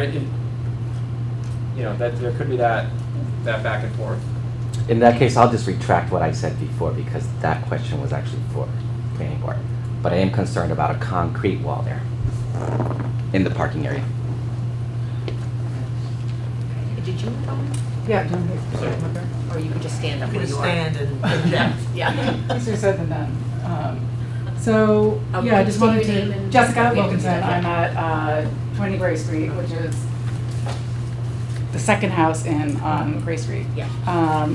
And there are, I think, 4 things that continue to concern me about the current design. I mean, I appreciate a lot of the changes that have been made, but I think there's a lot more we need to understand about this mound. I mean, so many of these changes have been made to preserve the pastoral landscape and the sweeping vista that you have from Main Street and coming from the east. And there's going to be a 5-foot steep hill going straight up. It's going to have a significant visual impact and very much change the character of that whole area and your ability to get a good vista. So that was a significant concern of mine, as is the roof size and pitch, both from Main Street and Gray Street. I can't quite understand why the pitch of the roof from the east elevation is so extreme. And what with it being so close to the sidewalk, I think is going to be incredibly overwhelming. I can tell you right now, and I get, again, this isn't your purview necessarily, but the sidewalks on Gray Street are too narrow to accommodate the foot traffic now, and it is routine that college students walk down the middle of the street as is, and it's hardly passable as you get close to Main Street. So I'm a lot of concerns about this being flat up against the sidewalk, particularly given how set back the other houses are as you start to go up the street. It's just a really extreme difference. But the pitch, in combination with the pitch and size of that roof, with it being right up against the street, is something that I'm continue to be concerned about. And I think we need to understand the propane HVAC issue a lot more. We can hear conversations that are happening on Main Street from our house, and we're the second one in now. So I think if there is machinery in here, it's not a small thing. We will hear it. And I don't think that if there's going to be a future where we're going to have more natural gas, at least we hope not, in coming into Amherst. Hopefully we will have a more electrified future and will not have propane tanks and need more natural gas. So I have a concern about that and the safety of that being so close to these dwellings. So those are the main things: the mound, the setbacks, the height and pitch of the roof, and the propane tanks all seem to be pretty significant things that I know that our family would want to have a lot more clarity around. Thank you. Are there any other members of the public that, yes? Thank you.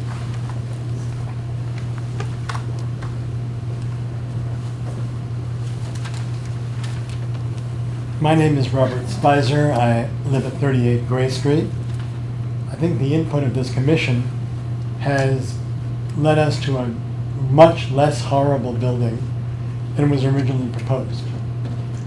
I think, though, that's not the only mandate of this commission, which is to preserve the character of the historic district. I can say with enormous confidence that when the Henry Hill's house and Leonard Hill's house were built in 1863 and 1864, they were cutting edge.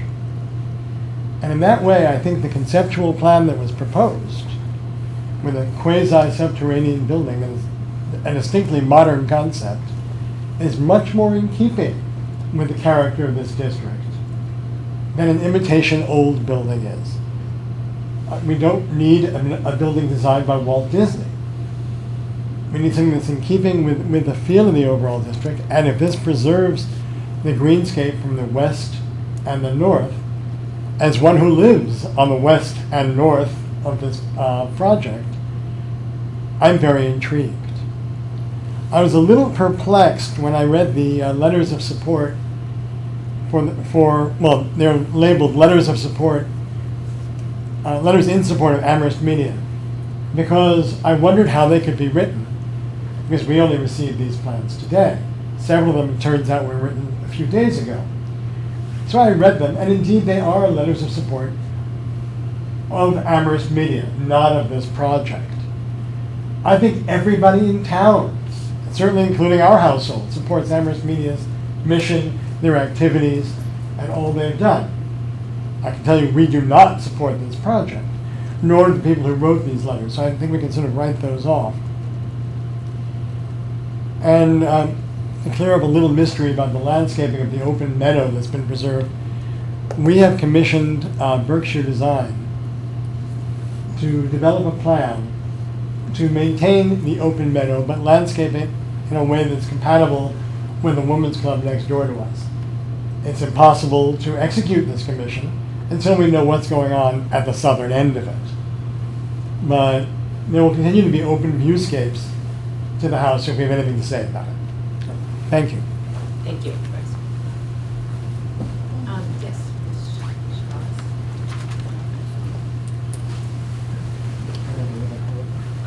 Hello, I'm Dr. Shabazz, and I'm a resident of Amherst in South Amherst, and of course I'm also the president of Amherst Media. And I understand you've been presented a narrative on several sides. And one narrative is that we are a credible organization that has been here 43 years. We do good work. We have served this community dutifully as a nonprofit, have asked very little of this community in terms of funding or anything else. So oftentimes, how we are funded is taken for granted because people really don't understand the funding structure. But we are indeed a not-for-profit, okay? And so the money that is spent on plans, with all due respect, is something that we had to raise money in order for that to take place.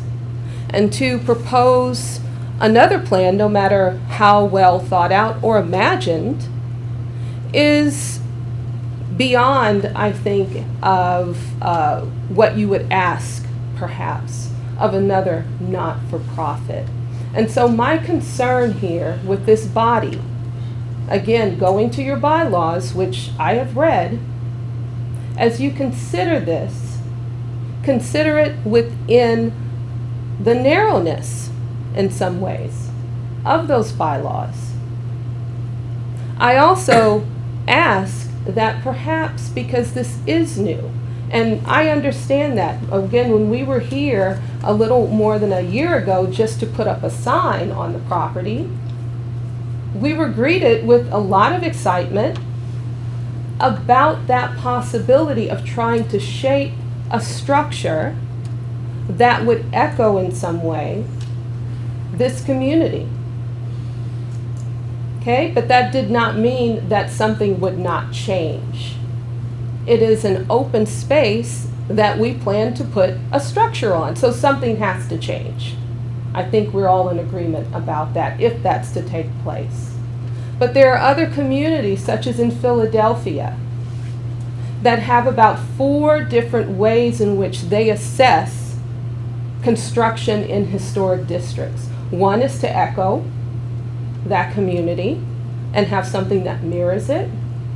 Another is to do something creative, as you propose, an opposition, I think they call it. And there are other ways in which it takes up other parts or aesthetics of that community. We are working with you. This is it's going to be now our 4th time in coming before this body. And so again, I ask that you work with us in order to create a structure, because honestly, we do not have anywhere else to go. We rent the property that we are currently in. We have owned this property since 2013 with the intention, as Mr. Spicer and Mr. Brackett well know, with the intention always to build our new home. So I want to leave you with that, because I think that gets lost partly in these decisions and this discussion and this narrative that is presented over and over again. This is our narrative and this is who we are. And we have always been willing to work with you, but we are not for profit, therefore we have only a certain amount of funds in which to present what I think Bill and John have done, which is a great job in echoing many aspects of what we've been presented and have incorporated into here our 3rd iteration. So if it's to be a 4th, again, I would ask your input, but to work with us and not dismiss what we're trying to do. Thank you, and we do acknowledge that, we appreciate and acknowledge that you have taken all our suggestions, into consideration and come back with something that is so much closer to what we envisioned than, at the presentation in March. But, and we appreciate that, and we totally understand that you're a nonprofit. And I organization. understand this is new for what you're trying to do, and so we're trying to work together. Right. But I really, beseech you not to dismiss this process in terms of listening to a narrative that we just simply do not belong. History is problematic. My husband's a historian. Well, just to let you know, I have created with community members in Houston, Texas, and in Alabama, 2 historical preservation nonprofits. So I'm very well of how much history tells a story of a community. I don't want to look back 50 years from now and think that, well, the story that we'll tell about this community is that there was no place for Amherst Media on property that they had purchased 2013. I don't want to tell that story. Yes. Stay there for a second. I couldn't be hardly more supportive of your case as a nonprofit. And I realize that also I've just said that I'm encouraging you to consider a probably more expensive approach to putting your building here. I'm the board chair of the North Amherst Community Farm, and I've been that for 5 years. And in that 5 years, I think all of my board colleagues would agree that I was primarily responsible for raising about $950,000 for retiring the debt on the land and then spending $500,000 to restore the building. So I have a deep sense of the challenge of nonprofits in raising significant amounts of money. And the one thing that, I learned a few things, but one thing that's appropriate or applicable here is that certain ideas and approaches will trigger donor generosity more than others. And my thought in proposing what I did earlier in the meeting was that this might be something that is more enthusiastically received by certain donors or certain prospective donors. And it's possible, in my experience, that the premium associated with building the building along the lines that I guess suggested might be more readily raised than the full amount to build the building the way it's currently proposed. It's possible. It's certainly not guaranteed, but it's possible. I mean, it's possible that people who greatly favor the landscape above might be inclined to contribute more than they would to the building that's currently proposed. It's possible that the difference would be more readily raised. It's possible that this might actually make your job easier, not more difficult. It's possible. So I'm saying that as someone who's spent years successfully raising monies for nonprofits in town. And I know what I'm talking about.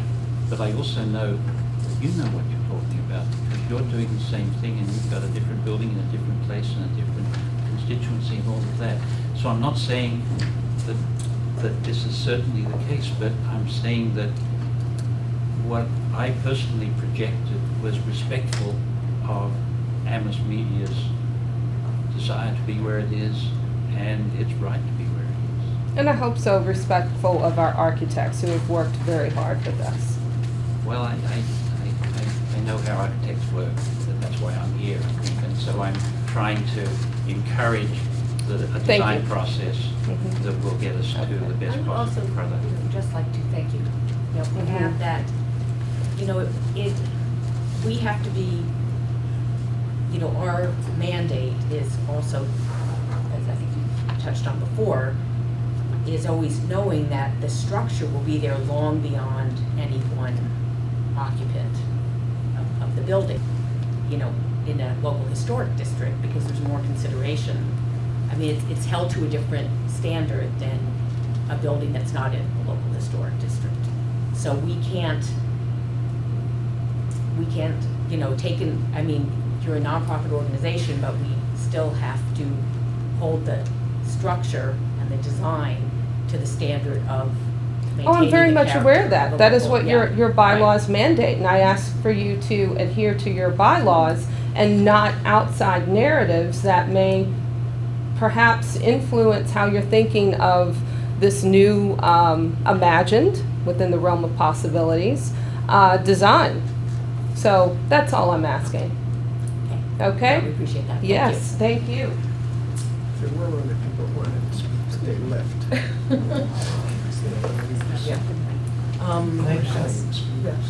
Nate, the roof pictures 8 and 12, which is what it should be on that street. It's anything flatter would look like it was built in the 50s. You should know that. Okay, so we, I think, are there any more public comments? Something you'd like to? Okay, so this will be the last? There's no one else? My name is Elsie Fetterman, and I would wonder if the commission would write out specifically, this is what needs to be done. Like I heard today that we need to know about the windows, we need to know about this. I just finished building a 900 square foot handicap accessible building. I'm 92 years old, it's all handicap accessible. And I went through the whole process in Amherst. We were allowed to build a 900 square foot. But I was told exactly, this is what you need to get our approval. And so what I'm saying is, rather than changing this, that, and the other thing, if you could all agree, all of you agree, this is what is required, this is what we need to have you approve. I know, I just finished building, it's this handicap accessible unit, because I don't really want to go to a nursing home, and I want to live where the young people are. But I was told specifically, this is what you need to do. This is the kind of shower you have to have for the wheelchair. A wheelchair underneath there, the kind of doorways. I was told, I knew exactly. Yeah, no, I appreciate that, but this is after each meeting, we have sent specific items that we've requested, from the applicant, but we don't, it's a new construction, so this is an iterative process. We can't say, this is the building we want you to build. So it can't be that specific, but we are specific after each meeting in terms of requesting certain items of information. That's all I'm asking is, I'm 92 years old. I'd like to be here to go in and use the new building. Thank you. I appreciate that.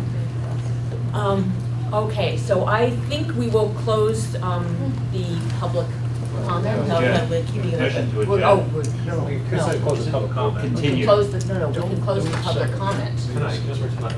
for tonight, but we want to, yeah. So Continue the I'm gonna- hearing. Right, close the public comment and then There's no more continue. public comment. Yeah. And so there's a few items, like, You want a motion close the, I don't think so.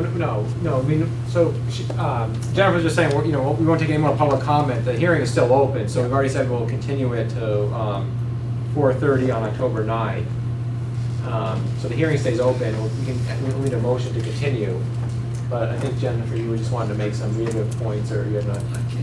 Yes, like, well, Bruce had asked the question is, would we like to ask the applicant to continue All right. on his, his conceptual thinking of having. Oh, yes, I'd like to know the strength of feeling amongst you all, but that's, you may decide that's not important. Well, let me speak. Yes. I have great respect for your knowledge, Bruce. But I don't think anything they're gonna build is gonna make you happy. And there are always going to be some little things that need to be done, which I basically agree with. But I think the planning board needs to weigh in on some of those things. Also, there's the building code. That has a lot to do with how long a building is going to last, and Massachusetts has one of the toughest ones in the country. I think that I would even be, after hearing everybody tonight, I'm a little bit warmer for this proposal than I certainly have been the first time that we heard it. Me I think too. that we should consider moving tonight to approve it with conditions, which we might discuss. I'd like to put more money in the meetings. Well, Nate, Oh, we can let the other commissioners. okay. Listen to some other people. Yeah, okay. Well, I No, was just Nate gonna was say, I about think to since we respond. just got the plans today, it's hard to vote today. So I would like to, and I think it's really, really important to take our time and make sure we do a building that will last and fit into the space. So I like the idea of spending some time researching and coming back. Because I think a little bit of time now, I don't know. So I don't want to vote Okay, tonight, yeah, that's yeah. my, if I had gotten the plans a week ago and could think about them and look at them in more detail. I'd say that, we should move the question at some point. Just let's stop talking and act on something. And we do have the right to approve something with specific conditions. And I think that's what we've been talking about. Now, if it's delayed to another meeting, I understand that probably is an option that most people will agree to here. But we'll. I, for example, respect the staff input because I see from the details that he knows with heights of the sidewalks, those are things that I can't think about. I understand that you need to move on. It's costing you money, it's costing you time. Each time this comes, it gets better. It's really, I like a lot of it, and we are getting warmer to it. But to vote tonight, I would say strictly, I wouldn't. That's a tough lot to build on. And I think Bill Gillen has gotten about the most amount, and John have gotten the most amount of space and value out of it. Because the town meeting some years ago voted that land to be business zoning. We can't. I agree. I love the fact that Amherst Media is there in a historic town, when I think it has to be a building lot for commercial use. We all would love to have something like Amherst Media rather than some other rich person right. with a great design, because we want you there. But I think it just, there are many details that I'm not ready to, I feel too overwhelmed because I have just got a lot of this. I read it today. We got an email today with all this. That's asking somebody to move very fast. Today at noon. I mean, it And it's a wasn't- lot of responsibility, actually. It doesn't mean we're against it, but we can take a little bit more time. I understand the nonprofit plea because I'm also an officer of a nonprofit, so I know what's involved. However, in my role here behind this desk, my regulatory role is to make sure that what is built there is the best possible building for our best judgment of what part of the overall landscape, streetscape, and architecture to reflect. There are no rules about that, the way there are about accessibility. We do not have a design code the way Nantucket has to tell us exactly what to do. What we have to do is a judgment call. Our best judgment about the best possible design that does no harm, that causes no difficulty down the line that we can imagine. And for that reason, I also, much as I respect my colleague and have worked for him for a number of years, cannot agree to go forward now. Our original presentation at our earlier meeting was simply a non-acceptable architecture. We now, as Mr. Gillen says, have to an iterative process, develop something that we can work with and that can have improvement. And it is a difficulty that the land purchased for this worthy project is in a local historic district, but it is. That is a fact that we have a regulatory role on. So I would like to propose that we be as specific as we can this afternoon about what we would like to see in the way of changes. And that we ask that well before October 9th, we get to see those changes so that we can reflect on them before we arrive at our next meeting. Like October, maybe a week before. I mean, we know that, or you don't have to come back at the October 9th meeting. I mean, we could move it to a later time that's comfortable for you, because we're, we don't expect you to do this overnight. But I keep, I keep in front of me what our mandate is, and we really, it says for new buildings in a local historic district, we really have to look at it in relation to the area upon which the building or structure is situated, and in relation to the buildings and structures in the vicinity. And the viewscape. Which is part of the viewscape. So is it October 9th or is it the 7th? Sorry, I'm looking at the calendar. Monday the 7th. Monday the 7th, oh, somebody else said the Yeah, it's 9th. the 9th, but Yeah. I just want to make sure we're So we are doing that now.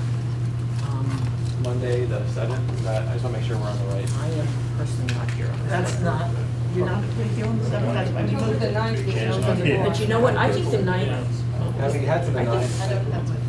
I think the 9th might be is the 9th a Jewish holiday? Yeah. I think the 9th is a Jewish holiday.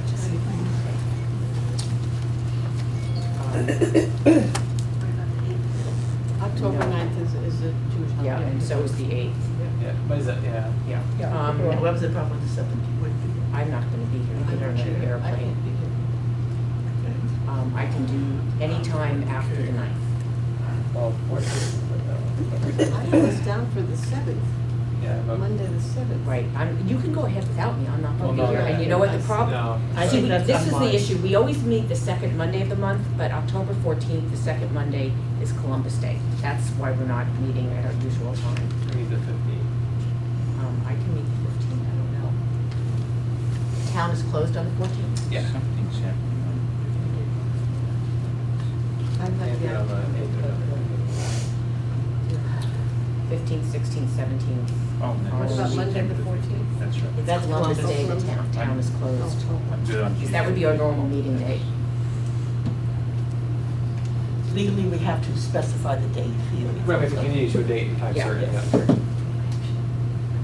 Yeah, I thought, I guess I didn't realize the holidays are in there and then availability. Columbus so Day. We can't, yeah. So can we specify the 15th? I'm good for the 15th. Sounds like most everyone can. 15th? Is it good for the applicant, the 15th? Okay, Karen and Rita? You'll know, okay. Well, Karen, you think, will we have a quorum? One, Bruce, Jim, will you be here? Yeah. Won't be, so we won't have two members. Are you gone the whole week? I'm not sure about that, but I might be. I'm gonna, But you're gone the whole week, so we can't move to another day. so don't worry about me though. Would you like, should we do the week of the 21st? Would you prefer more time? Or the earlier week? It's up to you. Prefer to get it done. 21st of September? We're at October. 30th of September. October. Well, September 30th, that's, I'm out of town that week. Whatever you want, we'll do. I don't know if we'll get you a stuff a week earlier. 30th is a holiday. so I'm just throwing out dates here, look at the calendar. It's, I don't know how October got that, but Yeah. there's basically 3 holidays if you count Columbus Day. All Mondays. All Mondays. Really? Yes. Thank you. Okay. 15th. The 15th. 15th, does that work? 15, yes. At 4:30. Same place. 4:30. We're likely to be town members. We may be able to be back in the town. We'll say town room for now, but I'm not certain on the actual location. We'll define that. So we're saying 4:30? Yeah. Okay. Okay. October 15th, that works. Can we move to some thoughts that came out? of Yes, the meeting? what we would like. So, had there been a thought about narrowing the atrium and thereby having the roof? Nate, I heard you recommend that as a solution to one of the problems that we discussed. Well, it could change the mass, or it might be able to, there's different ways to try to address the height of the roof, whether the building's narrower or shorter, does that change the height, the height of the roof? So I'm in the development application report, I feel like, it said the roof height, and to me, it's been reduced, but I still, when I look at these elevations, it's still a big roof, and so, I'd like the commission to be presented alternatives. What if there's a flat roof? What if it's a shorter roof? I know what Bill's saying in terms of the pitch, but I want to have that back and forth, and so it's been a question that's been raised and asked, and I feel like the commission hasn't been given a reason why there still needs to be a 26.5-foot story roof on a single-story building. So if we think it's blocking the view shed, is it the right proportion? So I don't know if we can give direction to the applicant right now. I mean, I'm just asking, is it the right roof pitch? I know what Bill's saying, in terms of the proportion. I wouldn't put anything So, outside if it's a pitched roof, I wouldn't. So, I 8, just, 12, I'm just asking the commission to consider that. So in the development application report, I'm not trying to say one way or the other. I'm just asking this, those are the things the commission needs to look at. So the roof pitch, the slope, the height of it, the massing. I mean, I'm not, I can spend a little bit more time, but those are things that, I think the facade does address a lot of the comments in terms of the window treatment, the entryway. So, I'd have to go through and actually look at what still needs to be addressed. I mean, I'm not, they were here the whole time. I mean, I can summarize my notes. I have, many pages of notes and send So it to some of Bill that like we can, Right. but we don't have to articulate it all here. No. It can be given to you in writing after the meeting. Right. I mean, one of my concerns is that how close it is to the sidewalk on Main Street. So you had talked about maybe there was some movement there. And I think that we're stuck between how close it is to the sidewalk and losing the setback from grade. And we understand that. And what I want to say in that context is, we of course are held to public meeting regulations. We cannot have conversations with you or each other except in this kind of public format, which takes time that would not otherwise be taken.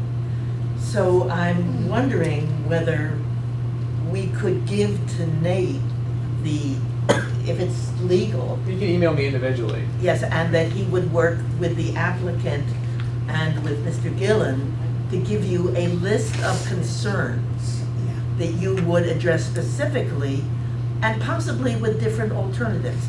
That would mean we would not yet be ready for the level of detail that is required of us as regulators.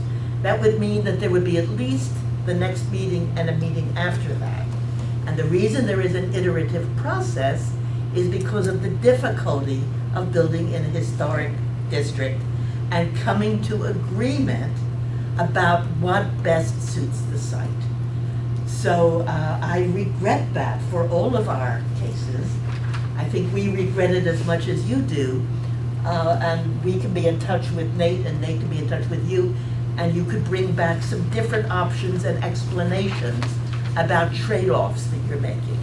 I just want to add my one concern, which I mentioned last time, is I'm not interested in reflecting the kind of business urban look of the other side of the street.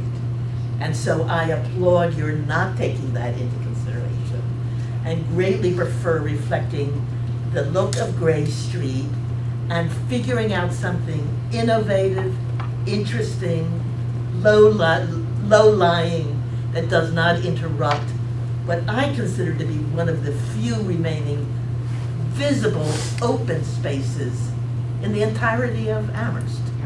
And the town formed the Dickinson Local Historic District, to preserve the historic, the feel and the look and the whole sort of gestalt of historic Amherst. And if you were building, 3 blocks to the east, it would be a very different situation. I was on the committee that. It would have been a done deal. He was on with us in kind of putting this together. And I would like to see, I don't know if Bruce would be the one to do it, but I would like, if it's feasible, to explore, some of Bruce's concepts, so that we, if that green, the pastoral setting can be preserved. I'm getting that. I also am enthusiastic about an idea of something that you can, that's really contemporary and modern. I mean, I would give a lot of money toward a building that I thought was going to have a green look and be visually blended to the site and have maybe pay for storage somewhere else. I like the idea of exploring that, I do. And I think it's very courageous of Bruce to bring it out there, and I think he would have done it last time had we had more time. On specifications. But I think there was some communication with the applicant after the meeting. Right. I think, no, Nate forwarded Bruce's, I believe that Bruce sent it to Nate sent it to the applicant. It wasn't the very first time we were seeing that. Okay, it's 7 o'clock, I think. We have to let people. I'm sorry. Oh, I'm sorry, because of the retaining wall. Yeah, the retaining. Can you guys? You're right. I actually wrote that down, forgot to Can I mention make it. a question about that? I am very concerned that there's no legal representation for 14 Gray Street in this discussion. And I would ask that legal representation or the owners of all 3 properties be present in the room when we make a determination about that. Because we haven't actually received, it doesn't quite feel right voting on something where we don't actually have an application for that. Well, it's implicit within this I know it's application, implicit, so yes, I'm not comfortable having the commission vote or try to make a decision tonight on that.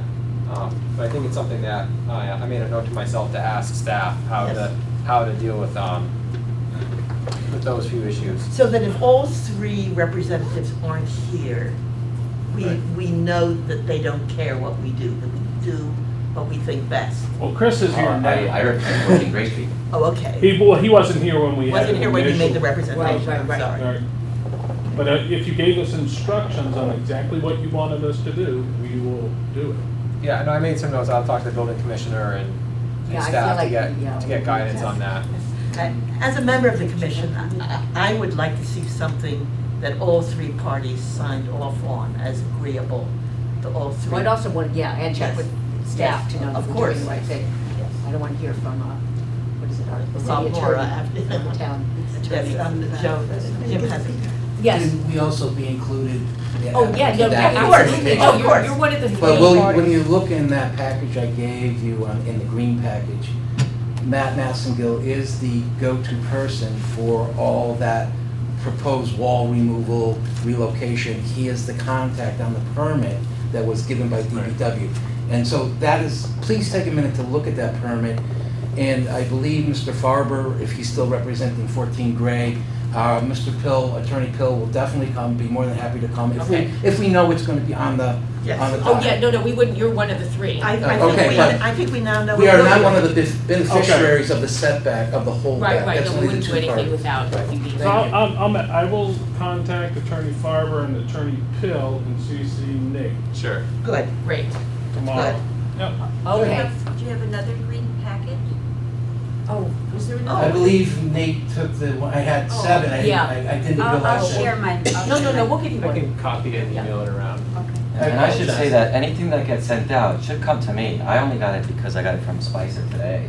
We just got it today. But the correspondence, typically, we don't deal with private property rights, so, I've been only emailing with the architect and Amherst Media as to their design, and the commission if they have questions, but, in terms of this legal dispute, this really isn't part of the commission's jurisdiction unless, the removal of a feature is. So the question now is, how does Amherst Media move forward with the removal of the fence and the wall and other things, because that needs local historic district approval. And so, that was really the question. It wasn't, tonight was brought up, well, how much is encroaching on your property? Do you need to apply for a local historic district permit as well if things are being changed? So, those are questions I need to talk to the building commissioner about.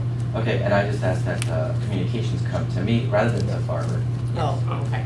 Because even though we have him hired for a lawsuit, I don't need to nor want to pay him to read an email for me. Sure. Or to pour over these. Yes, for we me. totally, thank you. We get it. Yeah. Nate gets it. Okay, so, do we need a motion to adjourn? Yeah, If we're not- we need a motion to continue the hearing. Continue the hearing, okay. Is there a motion to So continue the moved. hearing to October 15th? make, so move, all in favor? Yes. Did we say 4:30? 4:30 on October 15th.